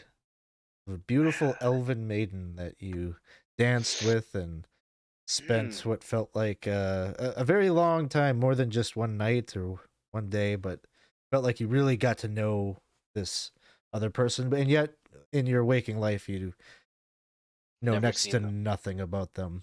But you felt. Have I ever seen them in real life? Am I aware of an existence of this person or no? No. It Yeah, felt. it's just total fantasy. Yeah. I cherish that dream. I'm gonna nudge you with the elbow and say, "So maybe you're the Duke who cherishes dreams, Yeah. and we'll have to be afraid of you." Come on. That would be something now, wouldn't it? You were staring at me funny that day you woke up. And you can tell as soon as Lillibeth even brings it up that he's kind of almost going back into the fantasy, right? Thinking about it and this woman and those like feelings, those warm feelings of like I've known this woman my whole life, and she, like it's like he's like, oh yeah, I'm the Duke who cherishes the dreams. He's happy about it. I think he kind of snaps out of it. Oh, we're in the woods. Oh, okay. Must be And good. I'm ecstatic. You probably only have but a couple more hours past the bridge that you can travel before you'll be exhausted to the point of needing to set up camp. So we can go into those procedures. So who would like to be fetching firewood? I'll fetch firewood. Someone fetching water to refill your water skins for the day? I'll fetch the water. And anyone doing the cooking? I'll do the cooking. Well, I will just be a bump on a log. If you wanted, you could maybe be out fetching firewood too. Would be a help. Maybe we can Hmm. find your elven lady. Ooh, okay, I'm going with you then. Alex, If you're gonna help me question. find the elven lady, then I'm helping I find you. will look for her footprints. We can do that while we're searching. Do you for want to do fetching your wood. foraging check for the day? Yes. Okay, Please. go ahead. Yes. Cool. 2. So I found something. Found something. Okay. Roll me a d20. All right. 12. Okay. Scribble Hang on to thing. that. I just want to double check to make sure there aren't any hex specific things that you would have found. Okay. Do we Let's need to see. roll for firewood and water? We will, yeah. You could roll d6s for that. Okay, But thank you. I'll That's come- what I was looking for. I'll come back around to that.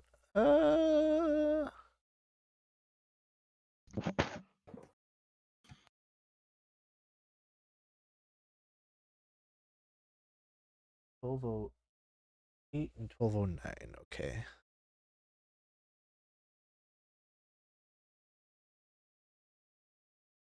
Okay.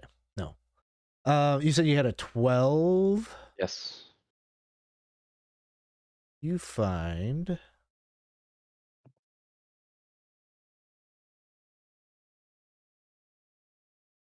Lank Reef root. A tangled root that comes off of a spiny bog shrub. Mhm. It's kind of caked. You have to kind of pull. You pull it out of the ground, and like the dirt and earth clings to the roots in big clumps.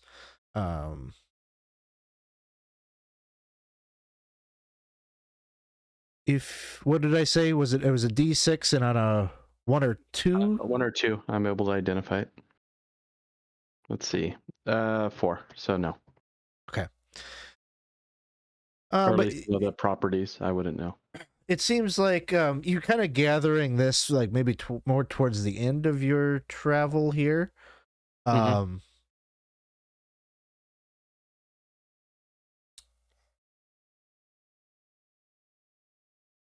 You're not sure what to do with it necessarily. It looks pretty tough.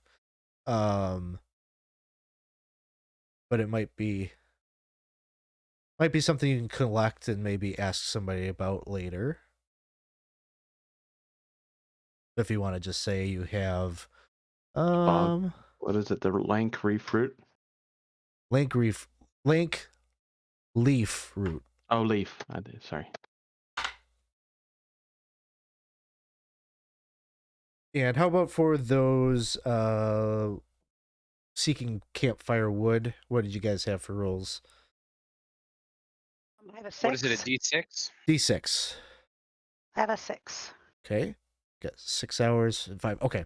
So you got plenty there. And even if you wanted to throw a couple of logs in your cart, you could, because you won't need all 8 hours. So you could say you have 3. Whoever's got the cart could say they have 3 hours of firewood in the cart.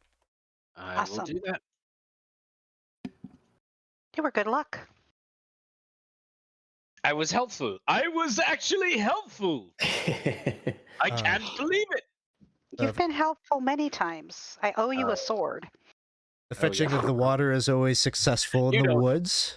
You don't own me. It is my duty to protect those that are in danger. And Good, because I rolled a 2. I'm glad that's always successful. yeah, it's always successful. You always get what you need for water. Cooking. In like a watery environment, right? Like in the woods. There's always going to be like a pond or a reservoir somewhere that you can dip into. Cool. Cooking wisdom check It's underneath, right? underneath Correct. your wisdom.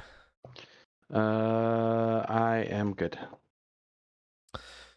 All right, so everyone who eats the meal gets a +1 bonus to any con checks required to rest at the end.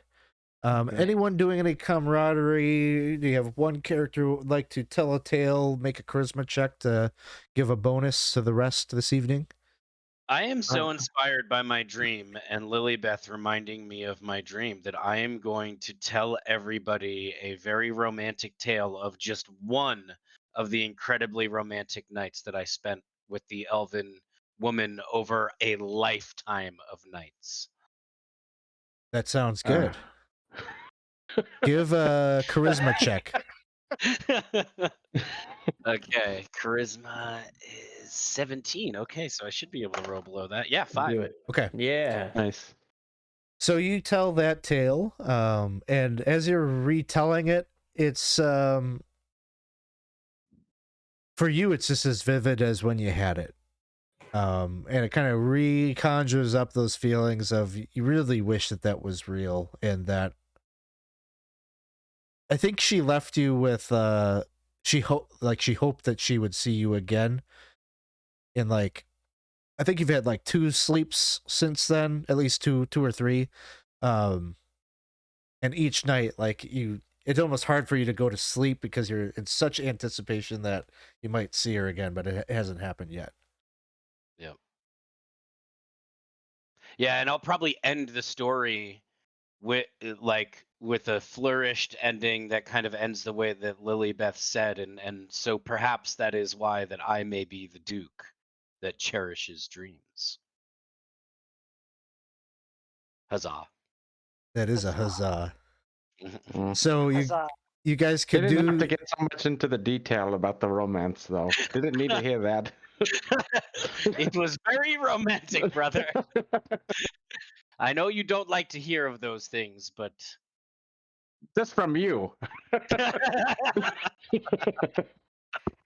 did see the look on his face when he started to describe this lithe and winsome lady. starts to blush, you know. Based on your successes, no need to roll. You get a good night's sleep, so you'll have no Awesome. penalty going into the next day, which is the first day of summer, as we hit the first day of Chisting. Ooh, we're out of Igwild.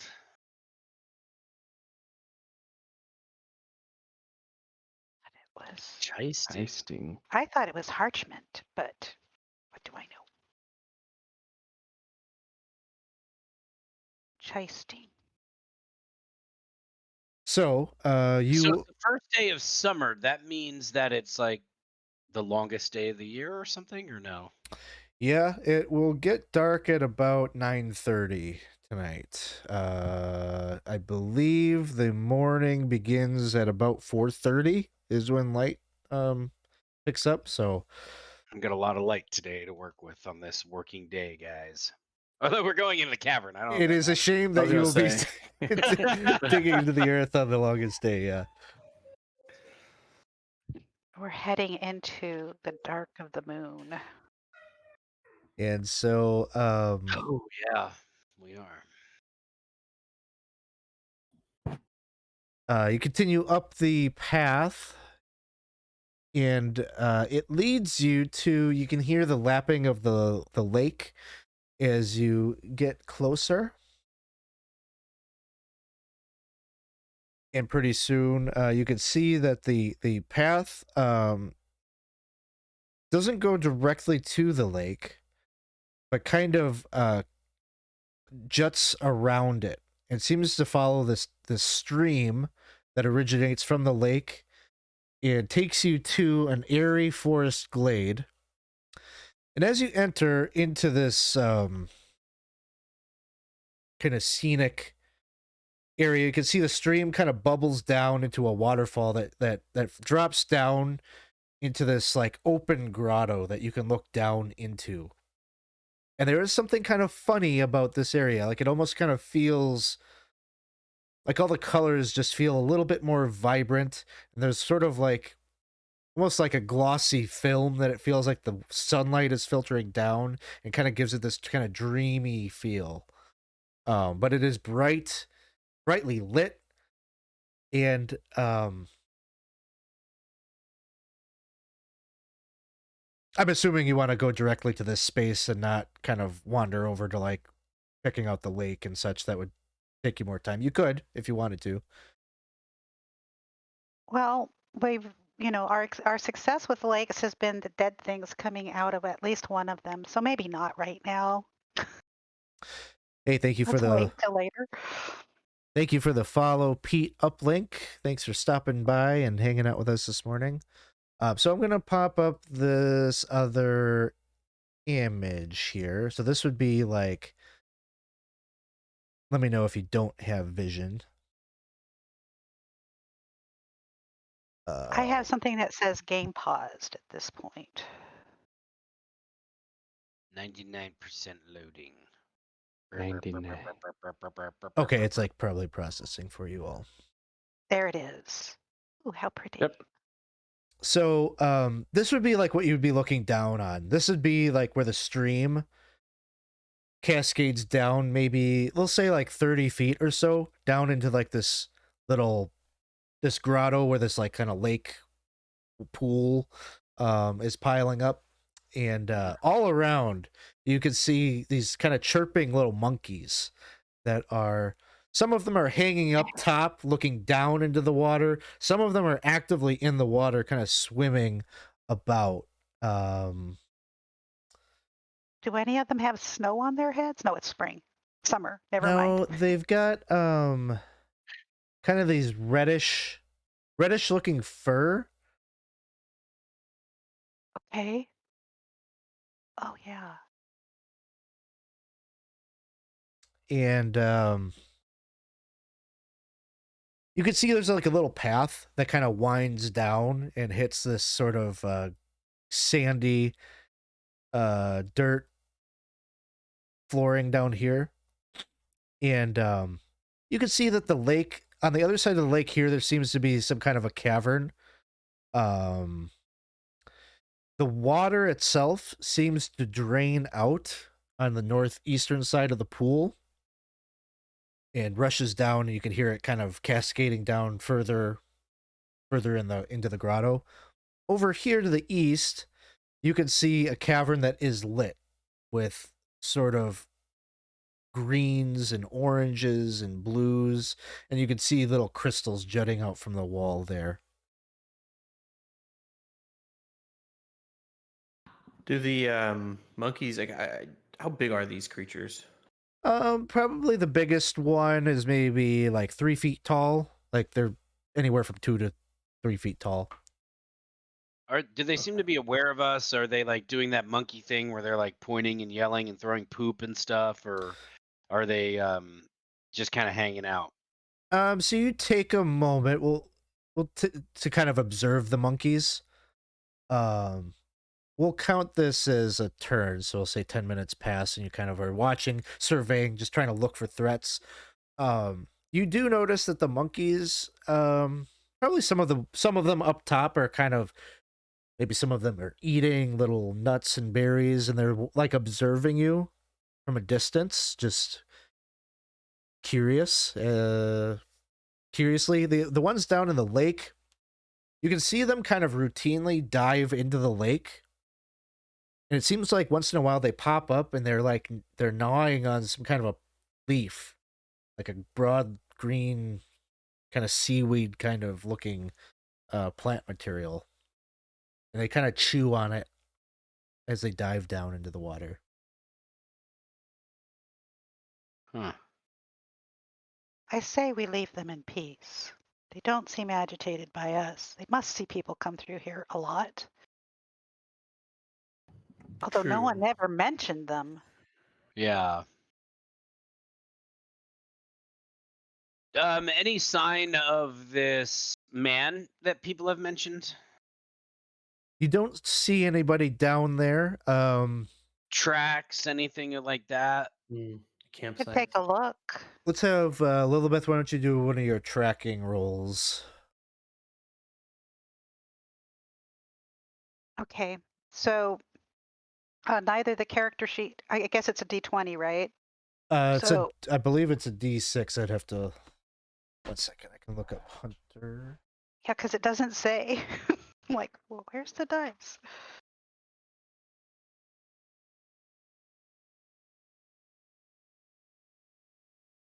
believe Hunter Oh, was in the advanced guide, or was it? Did you get that from the Dolmenwood players guide? I'm looking at the Dolmenwood player's guide, and all it says is I have this percentage tracking success, but it doesn't say what dice to use. Oh, is it percent? It's a percent chance. Yeah, so I guess it's a percent die. I feel like we've been using D6s, so I'm going to double check that. I think on the stuff we've been doing D6s on stuff where it says 1 and 6, 3 and 6. Yeah, so I have right now I have a 3 and 6 chance. 50%. 50% is what. Oh, a 3 and 6 chance, then that's 50%. Okay, it is okay. Yeah, percentile then, and you want to roll 50 or higher. Okay, percent and 50 or higher. I rolled a 90. Okay, 90. so you spend 10 minutes doing this, and you definitely see foot traffic that seems to like go down this rocky path. There's evidence of like kind of boot dirt, which makes sense. You've heard that people regularly come here, so some evidence of that traffic, but you also find these sort of webbed feet prints in the mud and muck. Probably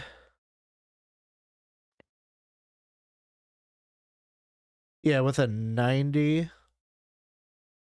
You're probably thinking that these webbed tracks belong to a group of maybe 5 or 6. And then innumerable the boot prints. You said they're web feet? Like duck web feet? Maybe sort of, but with more like a claw, some kind of like a clawed webbed foot. Like a 5-digit, 4-digit. Let's say 5. Okay. Like a troglodyte. So interesting footprints here. Are they bigger than the monkeys could possibly make? Oh yeah. Mm-hmm. More like like a medium humanoid sized creature. Okay. So folks, we have people and we have things that definitely aren't people, and they're come here, and I go ahead and motion you over and just show you one of the prints so that you can see for yourselves.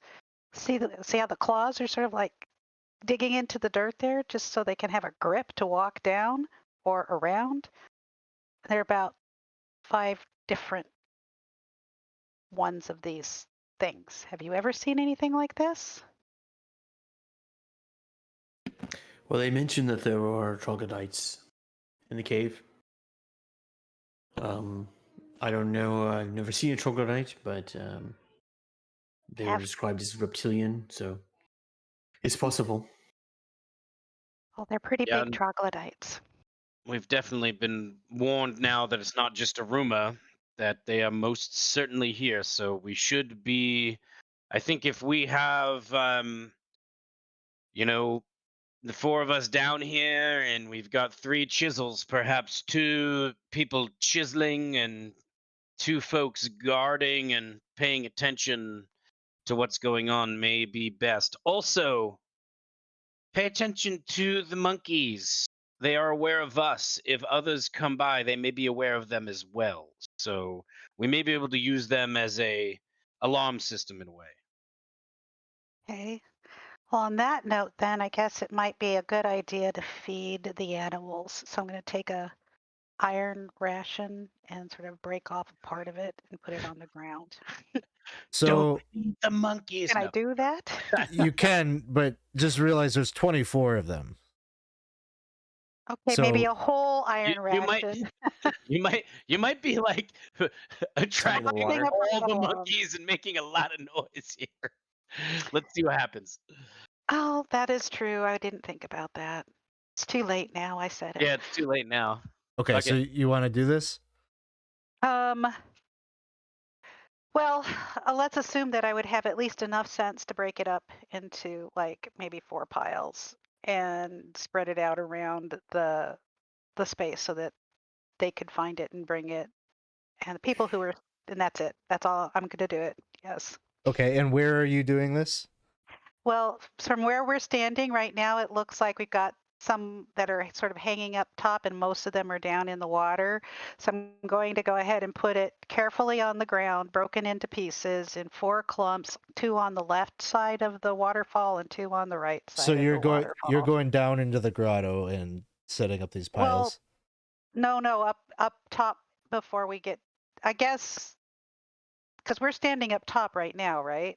Yeah, you'd be looking down into So are you the thinking grotto. like down in here you want to put them, or up Up like here where the spot? monkeys that are hanging around up top Okay. are. Yeah.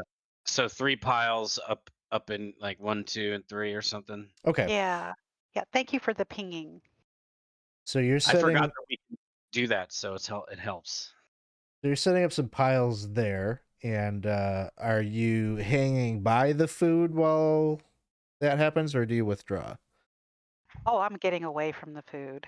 Okay, so definitely little groups of, let's say, 4 to 5 start like kind of lumbering over there, and they're making a lot of noise as they kind of go and they fight a bit, and so I'm gonna make a roll. I've fed wild animals before when I was younger, and then I realized there's a reason why they tell you not to do that. Right. And I should know They go better, but crazy on you. They can, yeah. I've even gone to like feed the ducks, and they say not to do that. There's a reason. You can get overrun by crazy Canadian geese. It happens. yeah, well, those are It not does ducks, and happen. never feed the geese. Never Yeah, feed the yeah. geese. You can definitely The get. monkeys are so cute.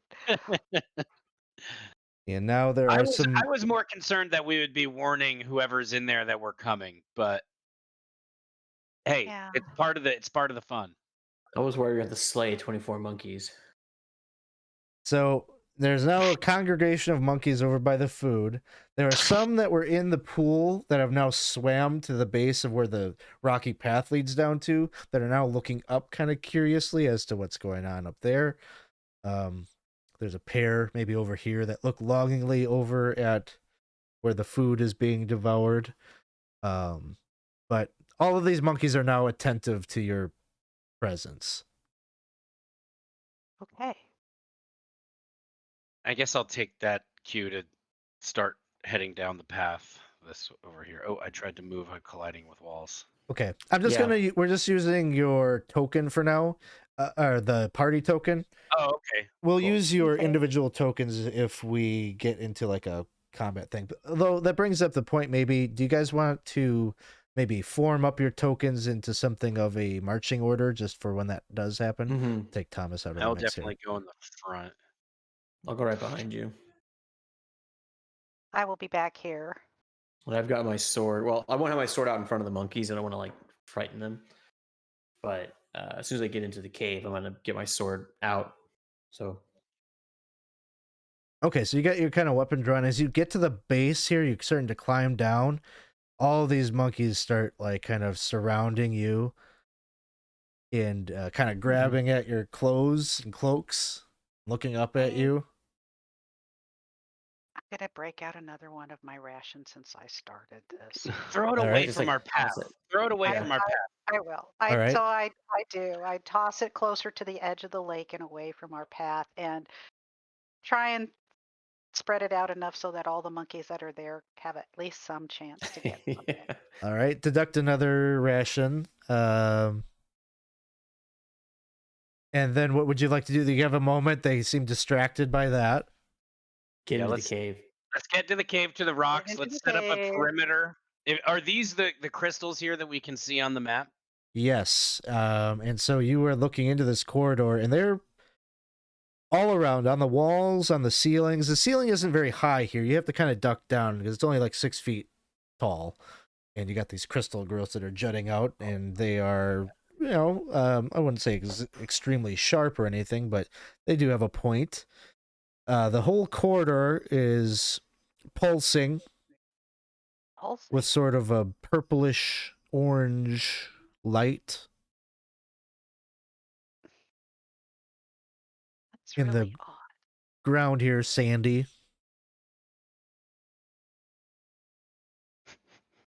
And taking it all in, you definitely can see why this is a place that people would like to gaze upon at least once in their life. The question I think, guys, is do we see the crystals. We know we can start mining here. Do we do it right here? Or do we go into the cave a bit to see if there's, better quarry, or do we just set up a perimeter and start chiseling We away start now? here. I say we start here. Waylon, do you feel anything from these pulsing crystals? No, I mean, unfortunately, I didn't prepare any detect magic spells. Oh my god, the monkeys are coming back. Oh man. One ration for these 7 monkeys. They're pretty quickly as you're like thinking about setting up here. You got more monkeys on your tail. Oh, I was thinking maybe we go a bit in to give the monkeys, discourage them from following us. Look, teach a monkey to fish. and Yes. you feed him for life. But now they are going to seek food from us, then that's just the way it is. Well- I don't know if continually feeding them will be the right plan, but Should we just chase them away then? Oh, probably not a good idea. yeah, let's just try to coexist with the monkeys. God. Okay, so I'm gonna take. That's I'm what gonna- he's doing. Who's going to chisel? And who's going to keep the monkeys away? And who's going to go?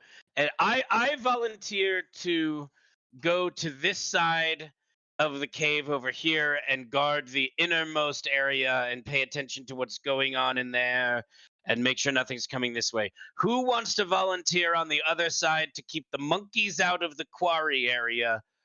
I will volunteer to keep the monkeys out of the quarry area. But I'm happy to chisel. Yeah, and I'll chisel as well. My And brother, you Yeah. in your hungover state will be chiseling today. That's why. No. Yes. Oh wait, it's not hungover. That was yesterday. You should be recovered by now. I'm okay. Either way, no. It's good. Lillibeth, please do not feed them anymore. No matter how much they beg you, please. I won't. I have something else I'm going to do. So What? That makes me a bit worried, but I am just going to mind my own They business. seem to be very curious, and so I'm going to see what I can do to keep them amused. So I think we've already found a way. They're quite amused right now. okay, so I'm going. Yeah. So anyway, I'm going to stay out here. I'm going to take out my ink and my parchment, and I'm going to basically have that out and have my my bow. My bow is slung where it's always slung, so I'm keeping watch here to keep the monkeys from going in, and I'll be able to see anybody that comes in. But in the meantime, I'm going to start drawing a monkey. Just gonna start drawing a monkey and see how long it takes the monkey to come over and pay attention, or try to eat the parchment, whichever comes first. One of them is like digging in your pack, trying to find some more rations. Yeah, if I was wise, I probably didn't leave them in there, so I'm going to say that at this point, since I had them out, I tucked them back on me, so they should probably be able to smell them. Okay. So one of them finds it and grabs it From me? from you. Okay.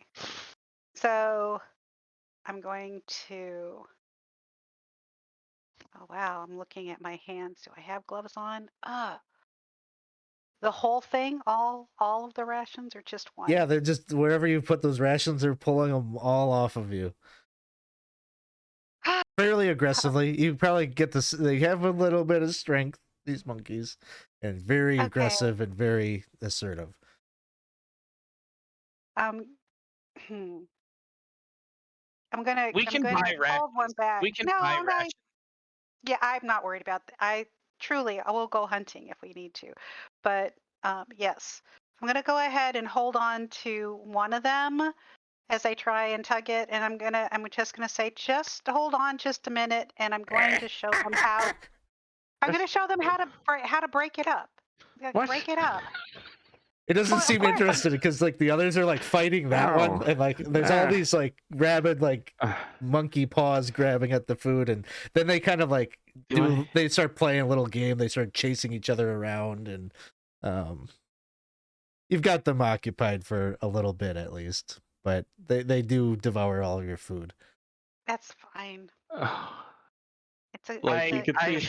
I have a Yeah, really bad feeling we're gonna have to kill a bunch of monkeys to get out of here. No, I think you're I right. think they're smart enough to figure out that we have a limited supply of Well, I think the scary thing is that there's enough of them that they could overwhelm us.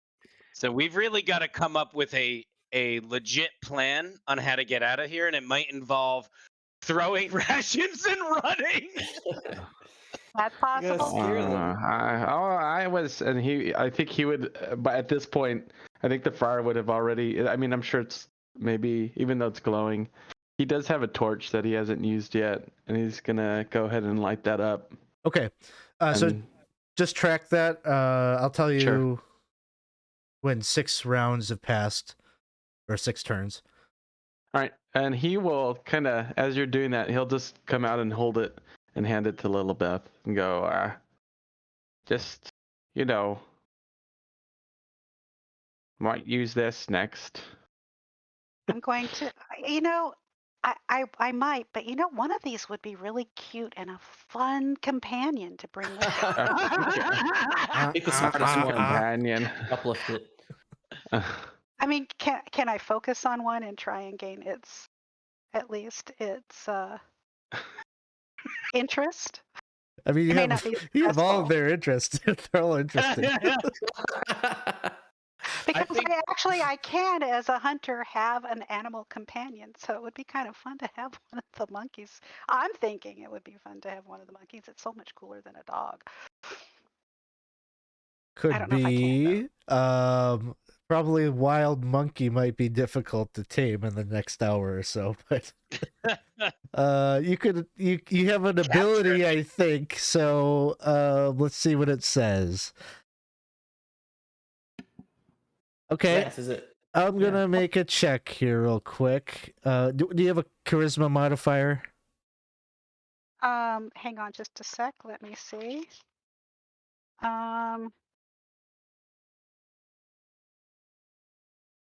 I do, +1. +1. Okay.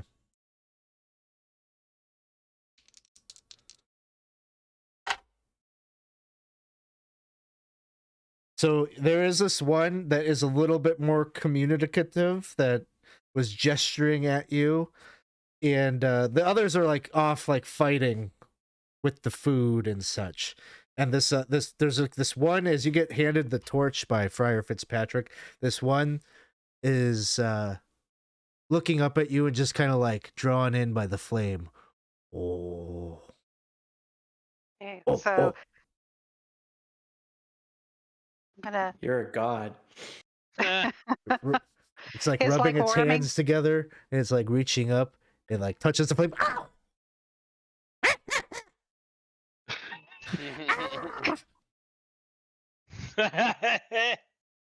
Okay, they're entertained at least. Do I have any salve or anything else like that to put on the finger? Probably not. I'm just gonna blow on it. You got a little beeswax, right? I don't know. I have the beeswax off the top of my head. It's gonna come in handy, so I'm gonna do that. I'll rub it off the top of my head and put it on the finger. Oh. All right.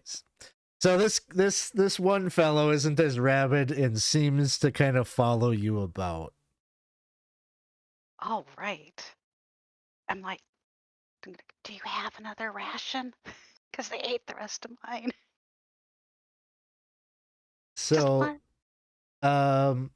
Why? Yeah.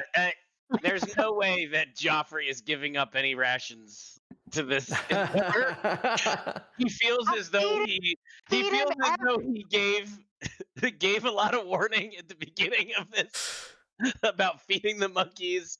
I want him to come with us. I'll feed him from the rest out. You guys won't have to take any care of him at all. I promise.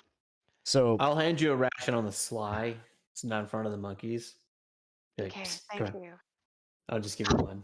I'm gonna nudge you. Why are you? Well, wanna see what I'm happens. gonna go ahead and just feed him. I'm gonna feed him a little bit more when the others are not looking, okay. because he's paying attention to me. So you give him like the full ration, and when the others come around to like try to take it from him, he gets like his fur standing on the top of his head and on his shoulders, and he goes, "Arr, arr, arr, arr." And the other monkeys like, oh, get all spooked, and they go and they like jump into the water and just kind of watch from the distance. And he's just so satisfied that he's got a full pack of rations that he's eating. And it seems like his presence by your side kind of keeps the others at bay, for at least the immediate 10 minutes that we're going forward. So let's go and see. So Geoffrey, you were going to look over here. I'm gonna go about up to there, and I'm going to peer in. I guess I will also light a torch. Okay. And I will, so I can see, because I'm assuming it's dark, or is it glowing because of the? Can I see or no? So you would need the torchlight to see in here. Okay, yeah. So I'm definitely lighting the torch then. There is a very kind of very light luminescence from the crystals, but not enough to give you a good sight. So the torch helps. Yeah, and I'm gonna be looking in. I'm gonna try to inspect as much as possible, take it all in, and while doing that, I'm going to. I don't know if the people have started mining or not, but I'm gonna go back there and be like, "How's the mining going?" Yeah, this is all basically the same 10 minutes as what happened with the monkeys. Just staging it out here. You're looking into this cavern with your torchlight out as they begin mining, and what you see is more crystals that hang from the ceiling. It's a little bit higher ceiling in here, is about 12 feet tall, and intermixed with all the crystals that are covering the ceilings and walls are these mushrooms. Many of them are, it's almost like a blanket of scarlet intermixed between the crystals, these red-capped mushrooms.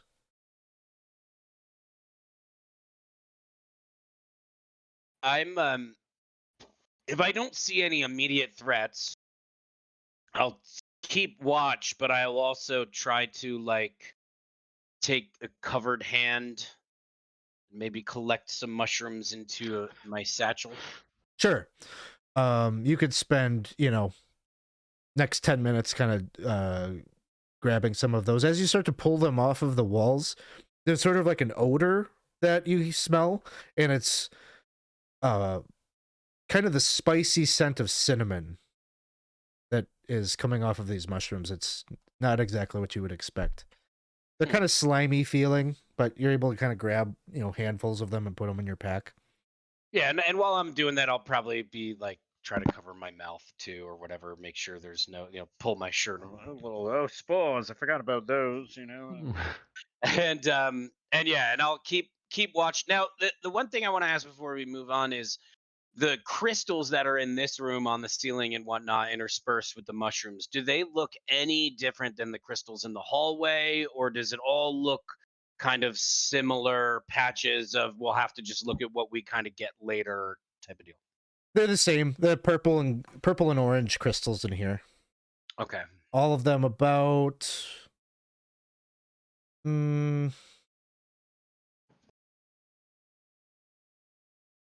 like 6 inches or so in length. And so those of you Fitzpatrick and Weymund, you're starting to harvest. You can use the pickaxe to kind of cleft big chunks of rock off of the wall and then behind there, you'll be able to find more crystals. But you're gonna be happy that you brought the chisels along, because when you do that, even though there's more buried within the wall, they break rather easily, and so the chisel is really necessary for removing the crystal without breaking it, and also removing it from the hefty rock wall. So every hour that you spend on this activity, you will gain a number of crystals. And so anything else that anybody wants to do before we kind of go through that, we'll be kind of hopping through time a little bit faster then. What do you guys think is the plan? Do we stay here till dark, camp somewhere nearby, continue, or do we fill up our cart and head back home, camp on the road back, or what is our plan here? It's complicated. So there's two things to consider.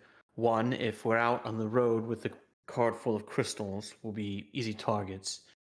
But I guess that'll be the case no matter how we go about it. Mhm. And then those webbed feet, I feel uncomfortable staying here because of the troglodytes. Yeah, I feel like it. So what time of day is it now? I think we'll say it's about 8 a.m. as you came in. You would have been able to get a pretty early start just because of the summer light. And it's a long, light day. You said the sun's going to go down at 9:30 p.m. So if we were to go till, say, 5 p.m., actually hacking away till 6 p.m., packing everything up, and head out, try to leave by 7 with 2 hours before it starts to get dark, thinking the troglodytes will be out at dark, maybe, and be on the road for 2 hours by the time it's dark, get our cart situated, hidden, covered. Oh, we're just entrepreneurs taking a ride, you know, type of thing. Yeah, I think so. Yeah. Yep, that sounds good. And I seriously want to go ahead and consolidate the animal companionness of the monkey. The player, like Ryan, really wants you to have a monkey, Mm-hmm. but Yeah. Geoffrey is like really annoyed at you. You do have a companion per the hunter ability there, so you got a red cap monkey. Get on him. Yay! So you can find Yes, right find there, a name there's for him. Yeah. fist bump for you. Fist bump. Nice. So we're gonna fast forward by an hour, and I'm gonna make some checks to see. So we're planning on being here. So if it's 8 a.m. now and we're planning on digging till 5, that would be how many hours? 4, 5, 9. If we take no breaks. If we take no, we should take a break though, probably. Yeah, so the plan on a shower official standard by the rules, whether you're doing this or you're adventuring, is that every hour you're supposed to take a rest. I think that's Okay. probably, to me, that's a little absurd. I was going to home rule it that every 4 hours you have to take an hour Mhm. break to Okay. rest and recuperate. So maybe we'll go 4 hours, we'll break, we'll go 4 hours, and we'll break, and then we'll pack up and go. So then it would be leaving by 8. That would only give us an hour and a half till dark. Maybe 3 hours break. 3 hours. So instead of go 4 hours, yeah, go 3 hours break, 4 hours break, leave. Because I kind of like having the 2.5 hours before dark. That makes me Mhm. feel safer, whether or not troglodytes come out during the day. Who knows? But yeah, I feel like it feels safer to do that. Yeah, I'm down with that plan. Okay. So 2 turns go by for those of you tracking your torches. And something. Yeah, we're gonna run low on torches here soon. I still have some torches. Well, is the torch at this point to keep the monkeys back and light the. I think it's just to inner keep the chamber? light in the chamber to see if anything's coming, but I think I can Okay, guard with my ears as well as, it's a cave, so I can be aware of things coming without burning torches out. I just wanted to see what was going on. So And I maybe might we could take keep some one of this going. time. If I don't Yeah, feel like just do anything's one. coming or hear anything's coming, I might try to forage some of this fungus and stuff while you're digging. So let's go to that. 20 minutes pass, and you've been collecting some of the fungus. And while you're doing it, before your eyes from the wall, in real time, this green stem kind of forms in this kind of brownish green mushroom. Takes full form right before your eyes. Just right out of the wall. And it's kind of moving, almost like it's animated. It's the spores.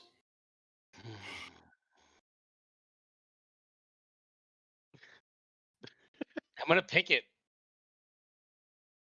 God.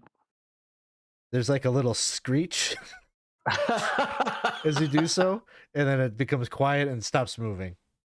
Oh no! You killed it. I killed it. I'm gonna. Put it back. Put it back. What was that? yeah, I'm gonna put it back. I'm gonna put it back. I am gonna put it Yeah, right I back was- where it was and see if anything happens. Nothing happens. You do like hoping it regenerates or reconnects to the root, and it doesn't seem to do so. All right, I'll put it in my bag. All right, mark down. You got a Does it have little feet and hands, or is it just like a no, mushroom? just a mushroom, green mushroom. I'll put green mushroom. Extra life. That's extra life. Nice. Yeah. One up. Mm-hmm. Put a all third right. eye on it. It'll be 3 up. Yeah, I will. With that just happening, I'm gonna kind of like, feel myself, make sure I'm like, am I high? Am I not high? Kind of do a body check and then continue with what I'm doing. Pay attention to sounds, sights, if anything's coming, and continue to kind of forage some of this stuff. Within reason. What did the guy warn us about? He warned us about not mushrooms. It was Do not Oh, eat he the said mushrooms. don't. Do not eat mushrooms. It was mushrooms very specifically. Yes. Oh, okay, but I'm gonna leave the mushrooms alone then, and I'm gonna come back. I thought I was something else.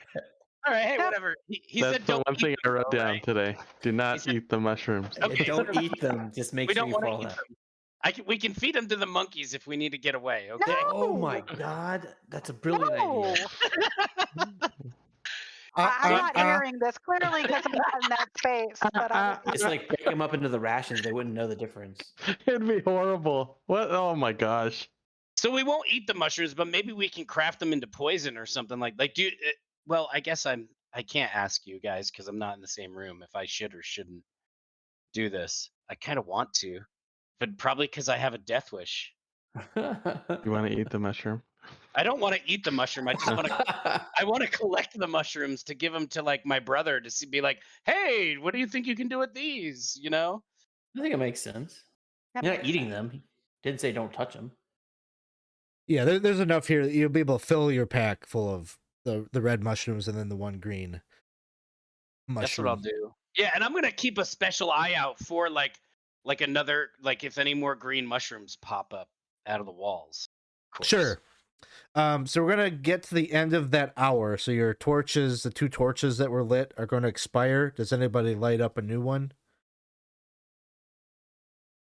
I will light up one, and we Okay. could use that for. I'm gonna keep it away from the monkeys. We'll give it to my brother, because I feel like that's where we would need it more. Okay. So Yeah, I'll kind of hold it up enough so that they could see, and then I can kind of see out into the thing. And since I've already filled up mushrooms, and I have room to go more, so I'll just be listening and guarding on the inside of the cave here. sounds good. Let's have our 2 miners roll Yeah. 4d20 for me. Nice. I'll do 2, and you 40-20? do 2, or both of us together. Both of you individually can roll that. 4d20. Nice. Okay. You know what? I'm gonna do this in the thing. So I don't have 40 20s with me. Oh, nice. Look at that. 64. Okay. At least I hope that's nice. Is that good or a bad thing? That's basically the gold piece value of crystals that you've harvested thus far. Oh my god. Oh, nice. 54. 54. Okay. So I'm I'll adding to my inventory. Oh, are you tracking it, Alex? I can track it, and then we can settle it up at the end. Okay. How many gold does our cart hold again? 4,000. Okay. So it'll take you likely several days to fill that up if that's how you want. If you wanted to stay here for multiple days and such. I want Ryan. Did we decided we didn't want to hang out here for multiple days, though, right? Yeah. We're gonna try to And do it's 7 probably hours. safer not traveling with 4,000 gold pieces worth of shit. That's right. So Ryan, roll me a d6. E6. 3. Okay. Something's about to happen. I rolled something I was not sure would happen. Session. Oh god. It's gonna be a giant tarantula, isn't it? Oh no. Is this a yeah, we'll find out. Man. Yeah, boy. As they Just say drop in a companion League. too.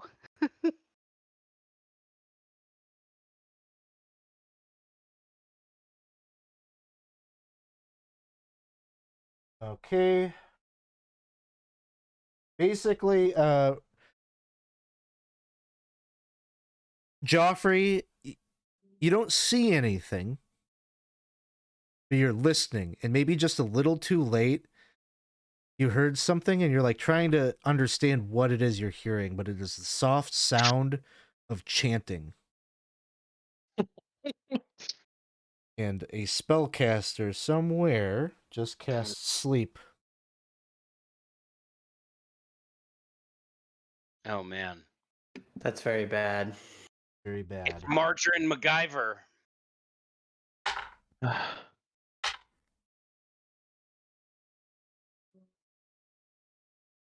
Are we all asleep? Well, who's I within? mean, I'm definitely gonna be asleep. I have 3 hit points. How many do I I have think I- 8. Yeah, I have 8. It goes lowest to highest, right? Well, I don't know how it works in OSE. Yeah. You are all hit with the sleep spell. Wow. Nice. A monkey? He's gonna save us. Probably has 1 hit point, right?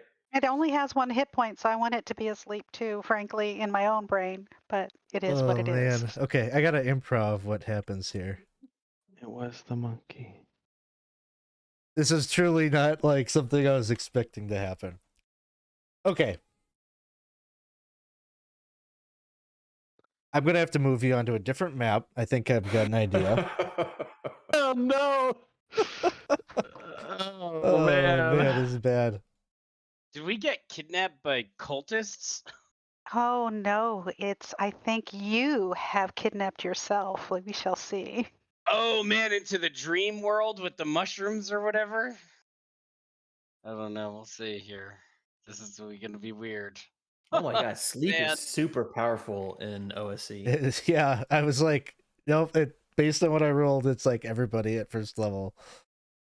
Is down. Oh man. Yeah, Well, you get hold 2d8 hit on. I should let each of you should get a save. I always forget that. So each of you make a save versus spells.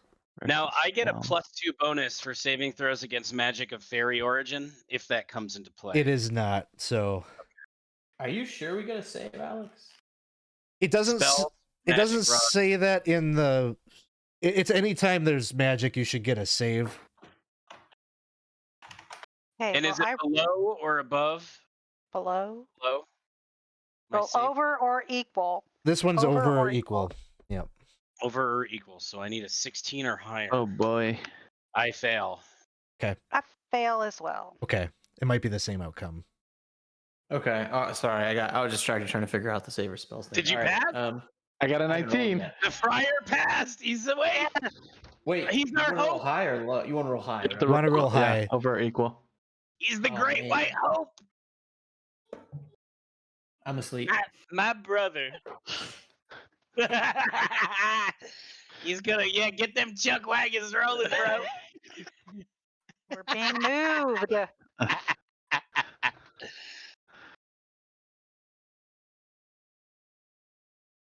There with my monkey. Just one.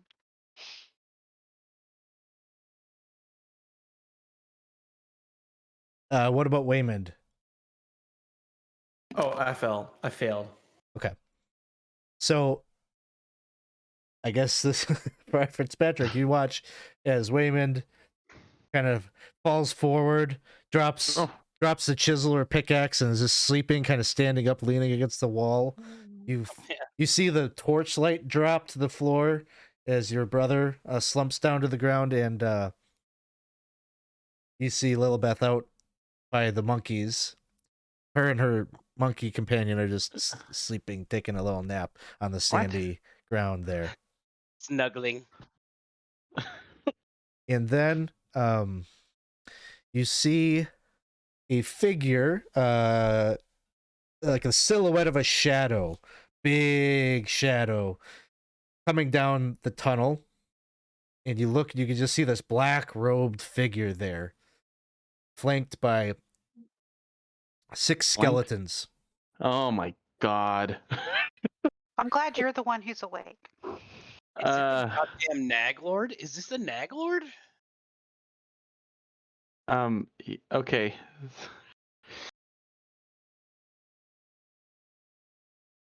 Would I be able to like? Well, that's just it.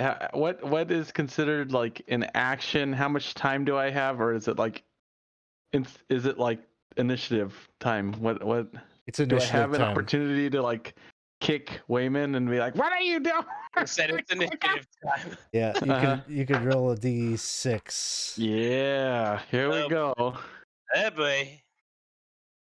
Ziggy. A 2.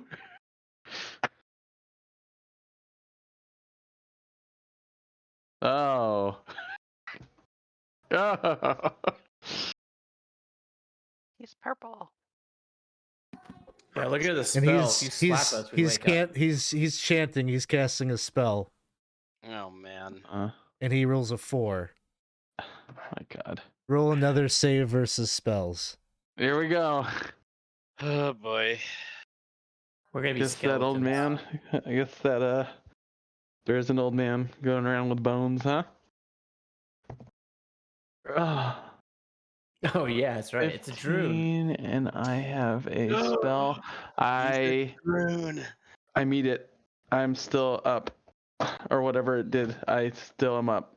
Oh my 15 God. is what I have to roll or higher, and I got Okay. a 15. So you So he save, was casting and as he's fireball. casting the spell, he says to you, help me pick them up and follow me. Wait, what? You're unusually resistant. Then it's your turn. Oh my lord. And he's black cloaks, and around his neck, he's wearing like this necklace of skulls, and they all look like they're owl skulls.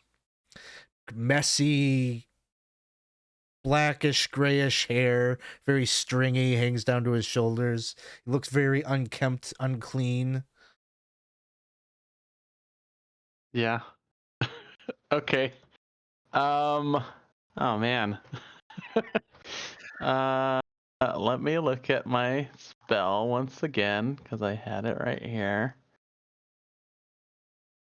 There are multiple spells. Movement. Or wait, I can't move with my spell, so I couldn't even like try to. Could I like kick Weymund, trying to wake him up? Yeah, that could be your action. Would be to try. Would to that be an wake him action up. though? Yes. I think the best thing maybe would be trying to get someone else awake, because then at least it's 2 of us instead of 1. Look at the little glowy Oh no! What kind of skeletons? Oh no! Oh man! Guys, this might be it for us. Dialogue. I will just start praying. Okay, what you're gonna wake Weymund? That's your action. Yes. Okay. Yes. Sounds good. Do I have to wait around to get involved in the initiative? I guess so, because I wouldn't be able to cast a spell anyways. No, you'll come to. So okay, go ahead and roll a d6 for the next turn in initiative. All right. Roll high, we need a high Friar. one. He's Yeah. not casting So- a spell this time. I'm casting a spell. 5. Okay. Movement. I will be casting a spell. So. Oh, he casting spells. Okay. Let's start with you, Friar.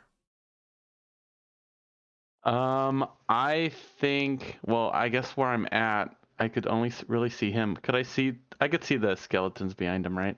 Yeah, the torchlight is still emanating from where here, maybe we don't have a torch on him. There. Yeah, so you can Okay. see him. He's got the 6 skeletons behind him. Okay. They're armed with So- like old looking weapons and shields. Uh huh. This just might crush my entrepreneurial spirit. um. We're getting I have 2 quiet. options, and I don't know. I think he would go for this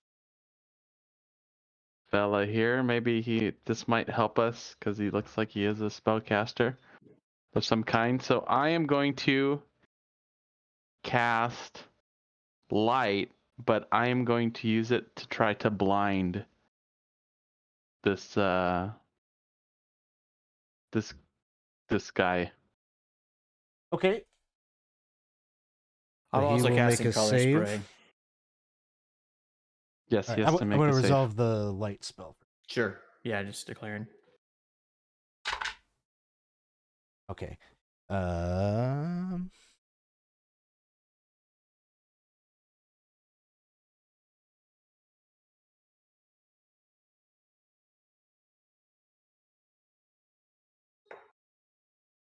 Do, do, do, do.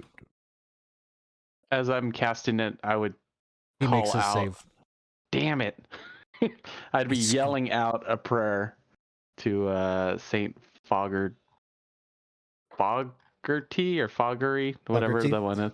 Yeah, Yes. I'm yelling it out, and I'm holding out my symbol, and I'm trying to like spark a flame, like a flash in his eyes, but He covers his eyes and squints forward. Follower of the one true God. And then you're casting, was it color spray? Color spray. So it's a All 20-foot cone. I think that hits everybody.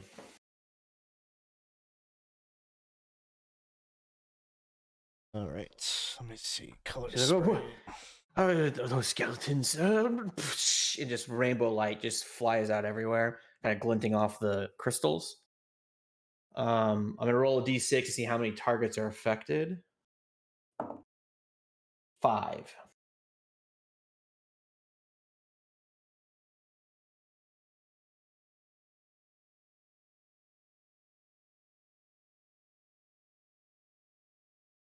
Okay. He makes his save. Damn.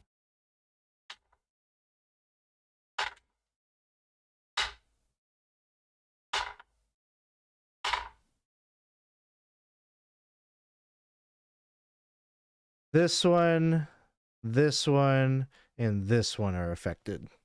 Okay. And it depends on their hit die.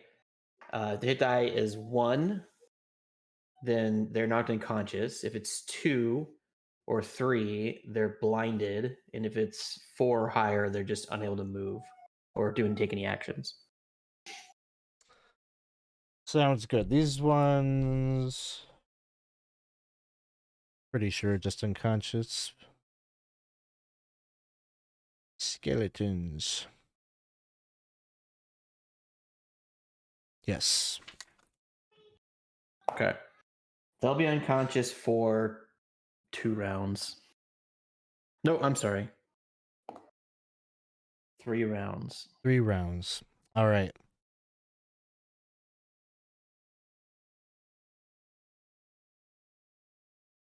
Well, that didn't quite work as well as I was hoping. It was nice knowing you, Friar. Roll a d6. Have some faith. Or wait. We already did. You won the initiative, so it's their Yeah, your turn. turn. He just points forward and Oh no. Let's get our new dismemberment table going. Skelly here is going to make an attack against you.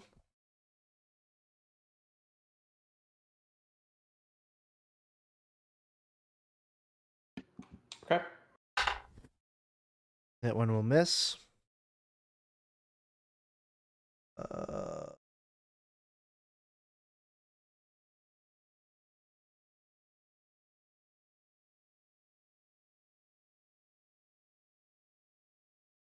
Basically, there's 3. I should process it that way. They move forward. The one makes its attack. The other 2, one is attacking the Friar. The other will attack Weymund. So this first one is against the Friar.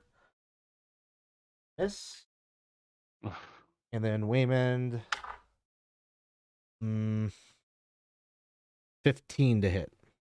Oh my god, that so hits me. There's no chance. 6 points of damage. Oh. There we go, baby. All right. So I had 3. So that puts me down to -3. Do I die instantly, or do we do the new death rules? We'll do the new rules. So save versus death. All right. Chat, if this is time to throw a reroll in, this would be it. They actually did have one from Percy. Oh, All shit. right. Okay. All right, I got to beat a 13. Or beat and meet, or just beat? Meet or beat, yeah. Meet or beat. 12. So So reroll. you're using the reroll? Reroll. 15. Oh, Okay, so you're unconscious. Well, roll a d20, I guess, is what it Yeah, is. so then I roll the d20. There's a chance of something good happening, and there's a chance of me instantly dying. 18.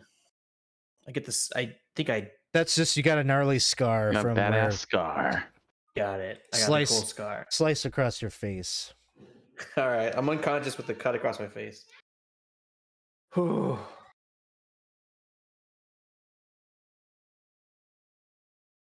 And I think this man is just looking curiously at the Friar who's still standing. Roll a d6. Ugh. Oh. Can we use rerolls on our initiative rolls? Yeah, was there more? Yeah, Tux redeemed one. Sure. Yeah, I got a 1, so Sure. I'm gonna reroll that. that was good for initiative. And then Jeff just redeemed one as well. Oh, good. 4. Okay, so you win initiative. Oh. I'm gonna be casting a spell. Oh, okay. So we'll just have to get better practice of announcing those before the roll. Oh, sorry. But yeah, you're casting his spell. He's taking maybe a pause here to say, "Begone! Out with you!" And then Okay. your spell that you're I casting? mean, if he's saying "be gone," out with you. I mean,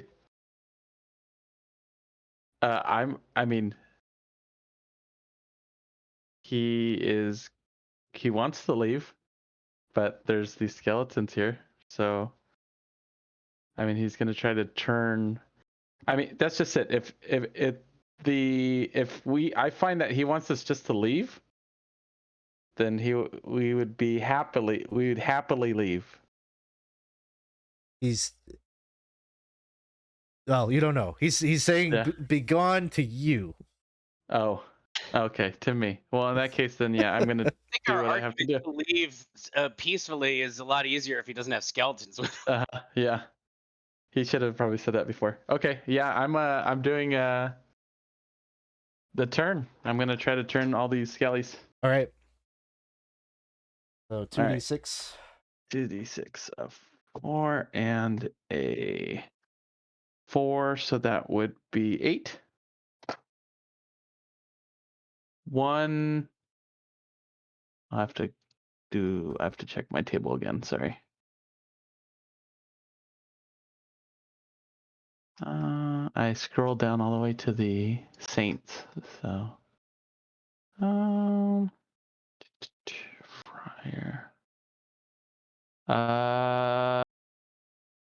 Okay, so if they are 1 hit die or more, they are turned. Okay. One.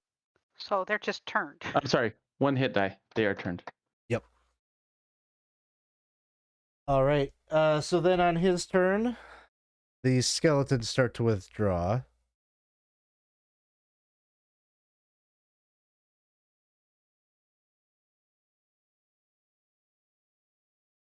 And he moves forward. He pulls out just that staff that he has. That it also has a gnarly looking skull on it, and he's gonna try to like hit you over the head with it. Mm-hmm.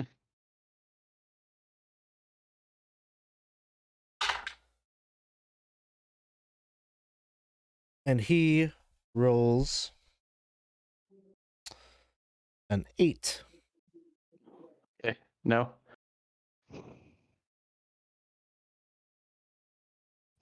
And as he does so, he just looks to you again. He says, "Holy man, be gone with you." Roll a d6.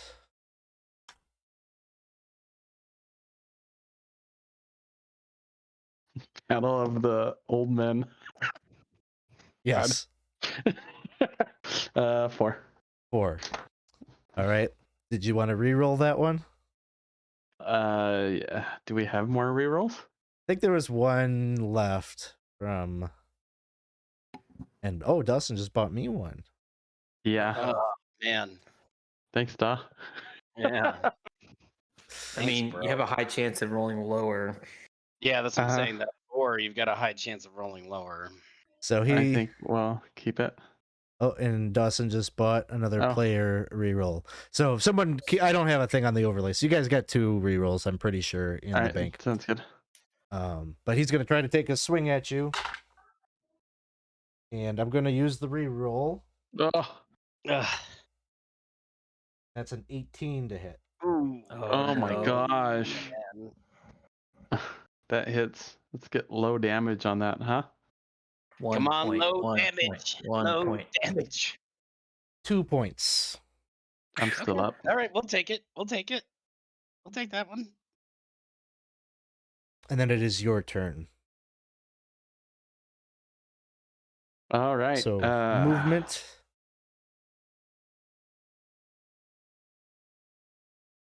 Yeah. The thing is, I guess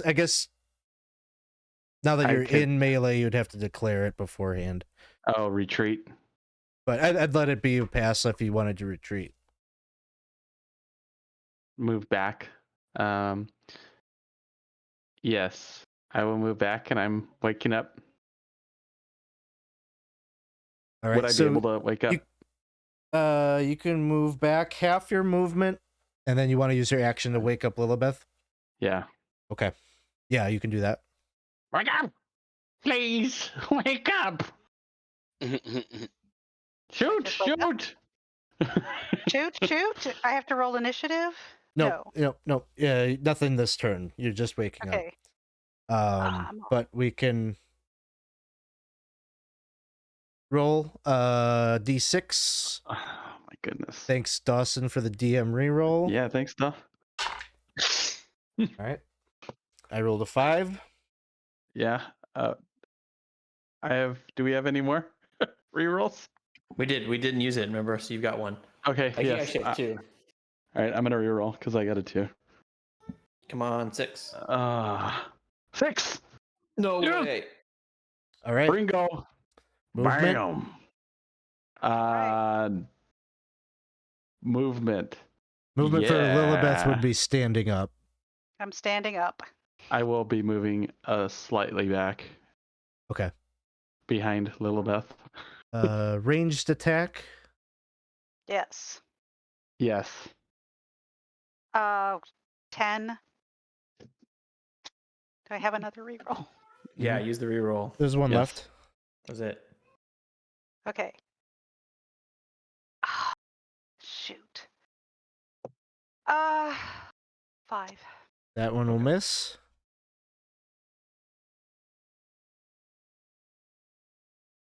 Uh, 9. 9 will miss. He moves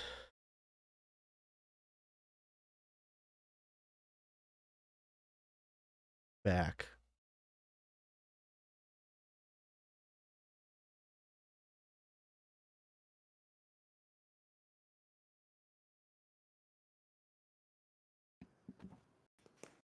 How long are the skeletons turned?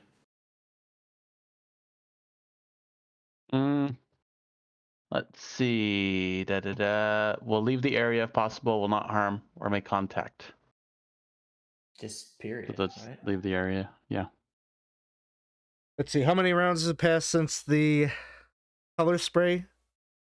I believe this is it. I believe they wake up. Okay. After this round.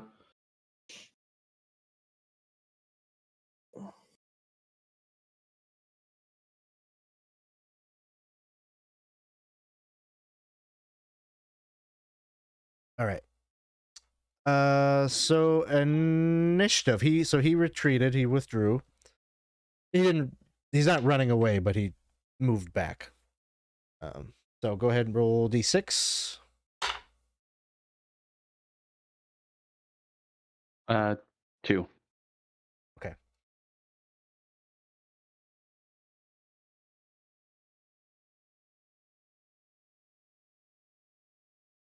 And the skeletons are up this round.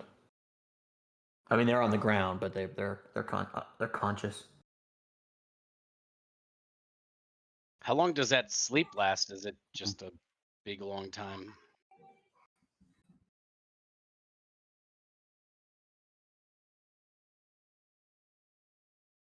I'm looking.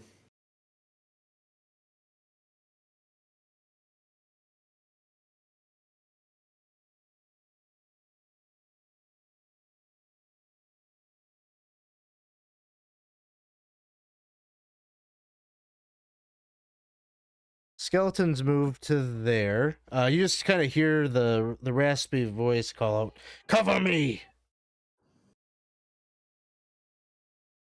And then it's your turn. Yeah, I think you're just asleep, by the way. Like forever. Yeah. Until I Take a wake up. Send the monkey to wake him up. Monkey's sleeping too. Damn it. Yeah, and But is a movement for Friar or Lillibeth?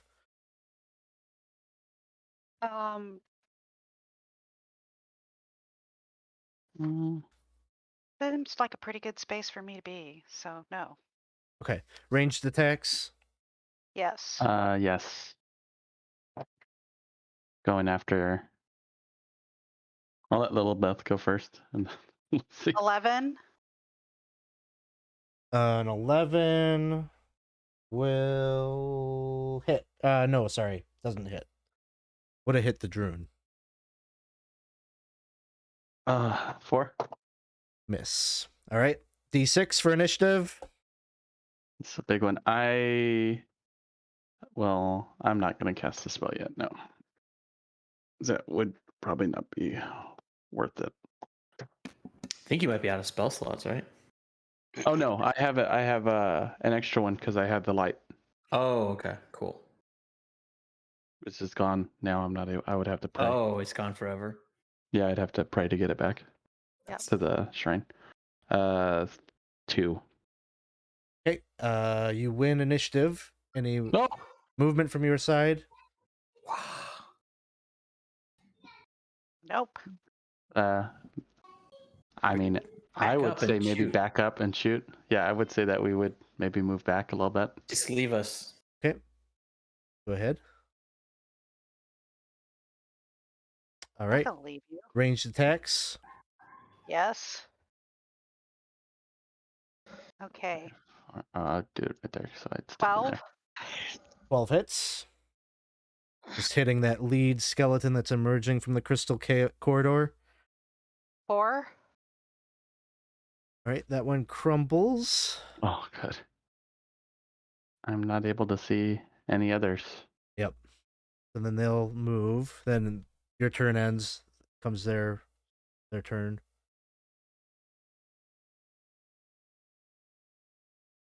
Don't hit. This one will try to hit Lillibeth. A 10.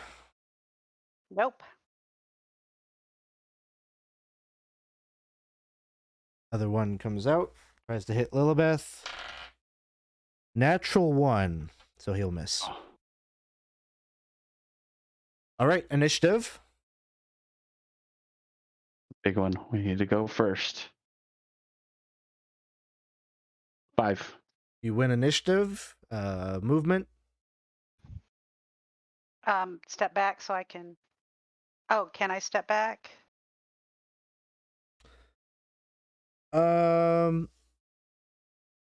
You'd have. You're supposed to. Maybe I'm not prompting enough, but if you're in melee and you want to move, you have to say before we're rolling initiative, like you have to declare it. Okay. The point there is because you don't know if you're going to go first or not, and so it's Got it. it's a risky choice whether you're staying in melee or not. For this one, we'll say that you can. So you can move up to half your speed, so you can move up to 15 feet backward. Okay. Well, I need to sit. I still need to have a line of sight. So, there. All right, and then ranged attacks. Yep. 20. 20 hits.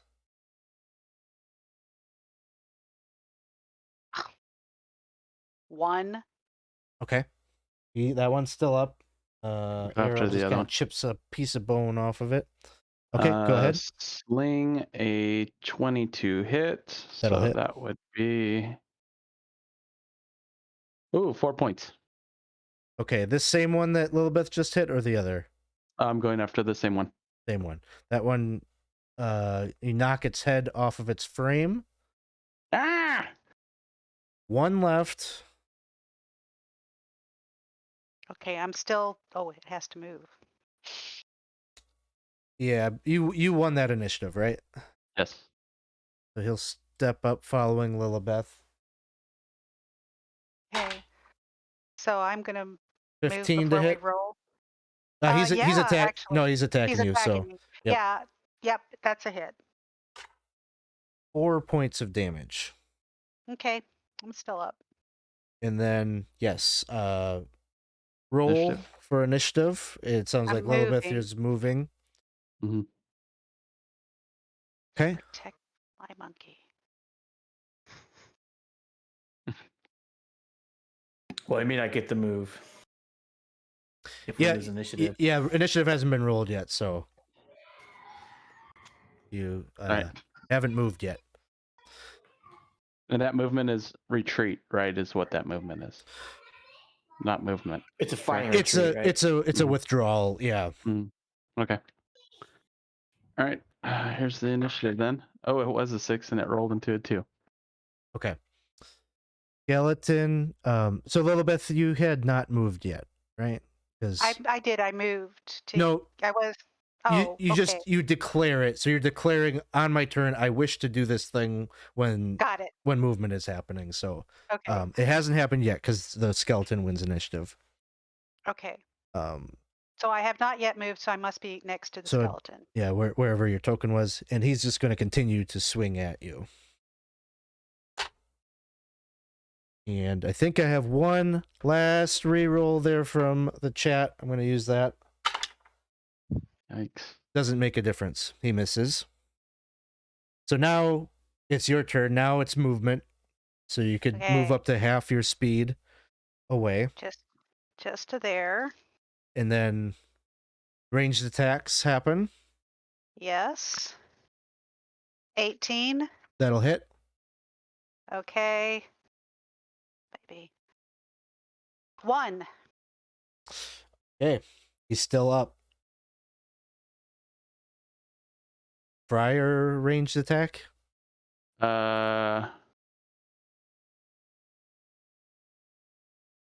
Just a question, because I know that we're talking about movement. Would we have been able to move before we did the range attack? Like normal movement? Yeah, movement happens first, then ranged, then melee or miscellaneous actions, Okay. and then All right. Well, magic I at should the have end. moved then, but it's fine. I'll stay there. What? Okay. Well, you have no penalty. You're not in melee, so you would have been able to move like normal.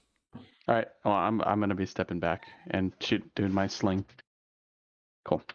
Here we go. Begin. Did you get him? I got a 19, so a 20. That hits. Again. A 2. Still up. 2 points brings it down. Go. Oh, Oh my god. Are we still? And you're out of initiative. Wow. Very Running faintly, forward. you can hear the echoing of footsteps deeper within the cavern. And very loudly, you can hear the snoring Yep. right here. I'm shaking you awake right now. Wake up. Oh, hey, I got some mushrooms, guys. Do you have that os? No, that ostwick stuff is for, or ostrith is for poison, right? Never mind. Yeah. Okay. Ostrich. And wake up the monkey. Wake up. You wake him up. So everyone is awake. Weymund is at 0 hit points. Yes, I will be casting Cure Wounds. I'll be doing the prayer to Lillibeth again. At this point, I would say if anyone feels inclined at this point, probably you know the words, say it with me. And and put my hand. wrote. I feel like you've Saint exclusively Lillibeth. used. Uh-huh. I feel like you've exclusively used the spell on my character. And I'll gently put my hand on your wherever you got hit, like wherever that scar is, and I will begin to say the prayer using your name multiple times, that he is a good man, whatnot. Please see fit to please bring him back. All right.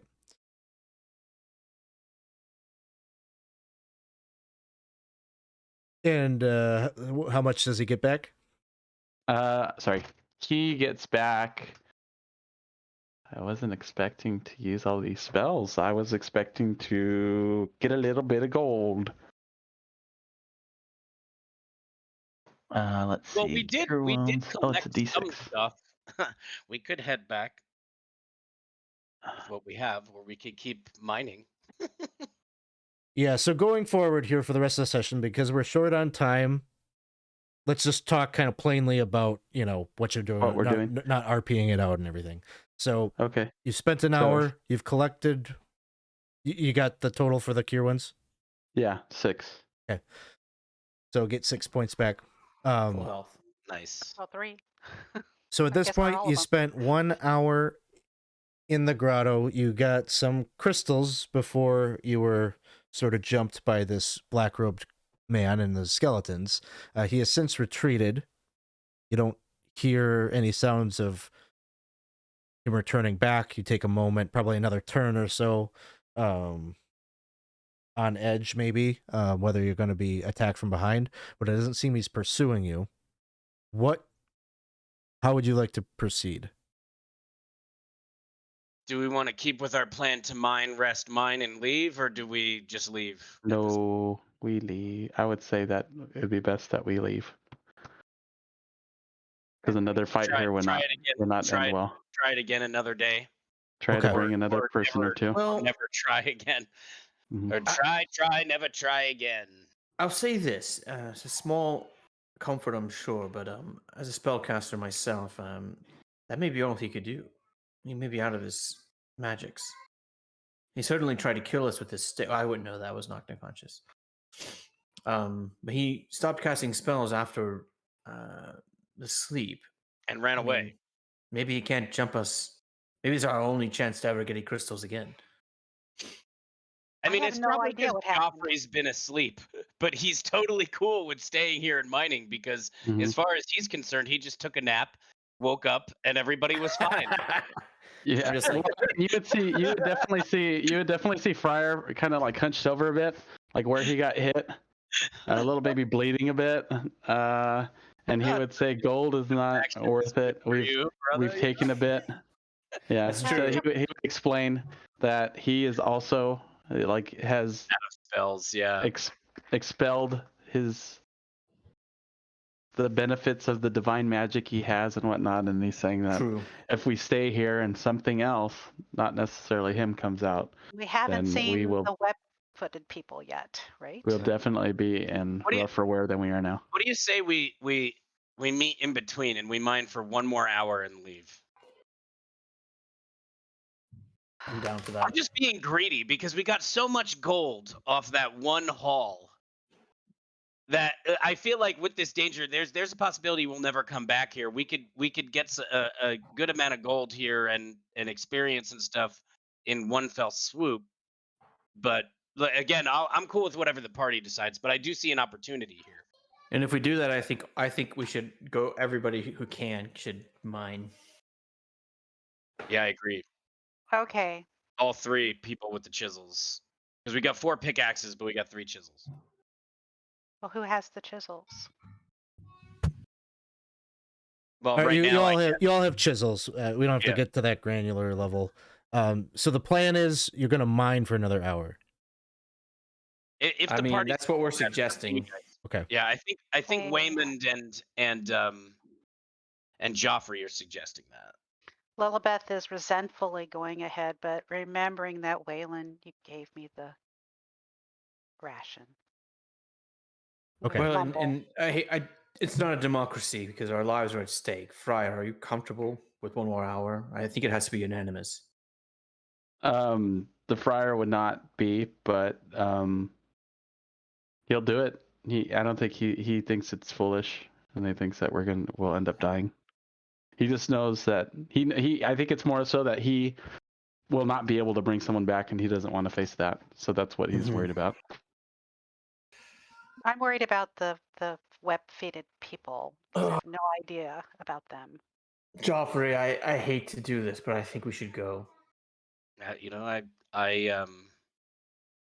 will say if it is, you say it is not a democracy, but I say it is. And so if I'm being voted against, then let's just go. Okay, so the But we plan. had the vote going with us, sir. If you would have just said yes, it's a democracy, we could have been mining here. I just want to remind you of that and remind you of democracy in the future. Thank you, sir. I'm gonna do All like that Chris Farley thing. It's like right here in my face. It kind of hurts here, but not here. How's it look? No, Geoffrey, if anything, is a man of principles, and the democracy is one of those principles. Oh, okay. As much as he can. I mean, he takes orders from his lord, but he feels like that's like the right thing to do in a group. So yeah, he's with it. Let's go. Let's get the fuck out of here. So definitely like 10 minutes of debate happened there, and then another 10 minutes for Getting everything together. the combat that happened. So that mark down that other torch is going to be junk at the end of leaving here.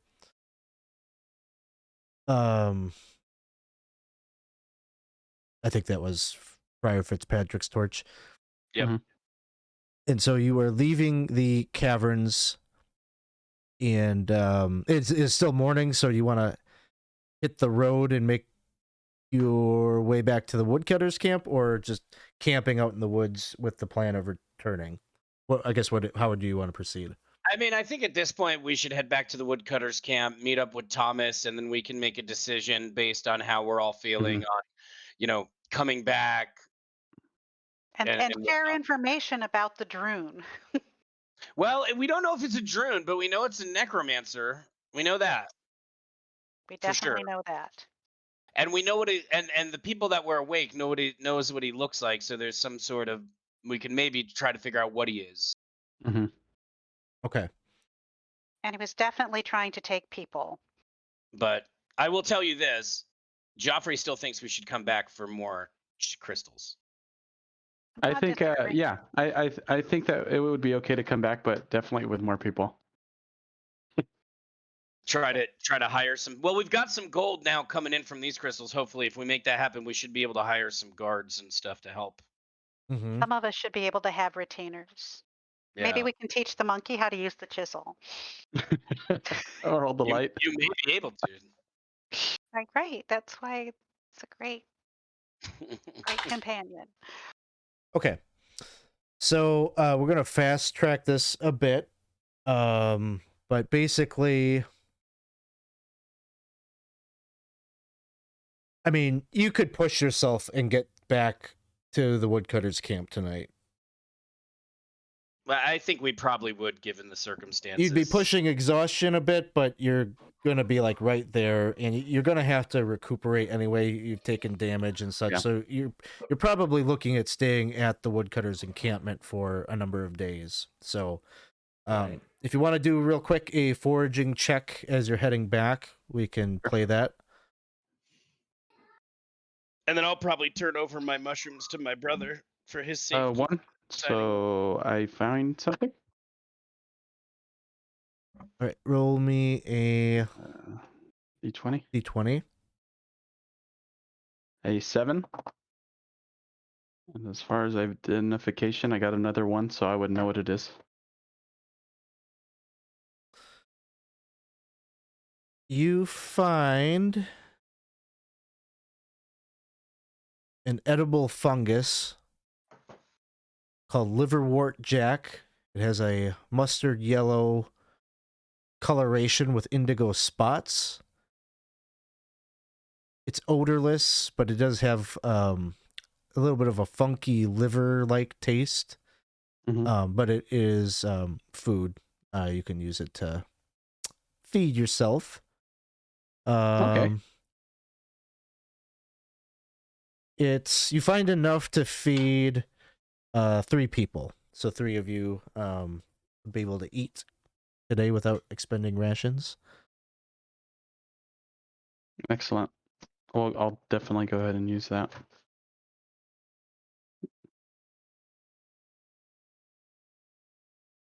I'll probably use one of my rations then. So then, so then everyone else will be fed. Yeah, you guys will be good, and Thank I'll you. use one of my rations. All right. You'll head back into the Woodcutters encampment. What did I say the lodging was for the night? It was a silver, right? Mm-hmm. Yep. So I would say mark that down because you'll be staying at the Merry Mendicant tonight. You have I'll more take it. silver, Weymund? Yep. I got about 15 more silver, so You'll be our going to- silver guy for now. 4, or I'm sorry, we're doing the shared room, right? So 2. I think it's 1 silver for the whole room, right? Wasn't it? 1 silver for the room. Oh, my bad. Okay. Pretty meager accommodations, but it's a bed to sleep in. So,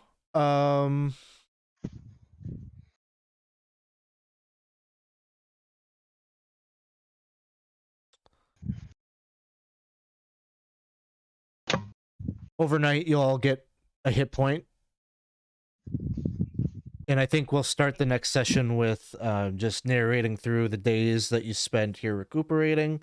And we'll do the accounting of that kind of ahead of time and kind of go from there. Thomas hasn't had a whole lot of time to dredge up information, but we could pick up the next session with maybe a rumor or two that he's heard in the day that you've been gone. But we can talk about in the interim, hirelings or retainers that you might bring on. We could talk about if we would like one of them to maybe be a special guest player that we bring in or something like that. That could be an opportunity to get some more people involved. We'll hash it out. I don't want to go too much longer. We've already spent an extra hour on the game, so I think we'll wrap things up there. Well, thank everybody in the audience for hanging out with us here today. Thank you. And we're going to try to get on a more regular schedule here. So we're going to try to hit our 2-week schedule throughout 2023. This is our last stream of 2022. So, business will be picking back up next week with Dragonlance being back and another community game, and we'll have a full schedule. Definitely jump in the Discord if you'd like to check all of that out. And see what we got going on. Let's see. We should probably pass the love on to somebody here. So let's see who we got streaming today.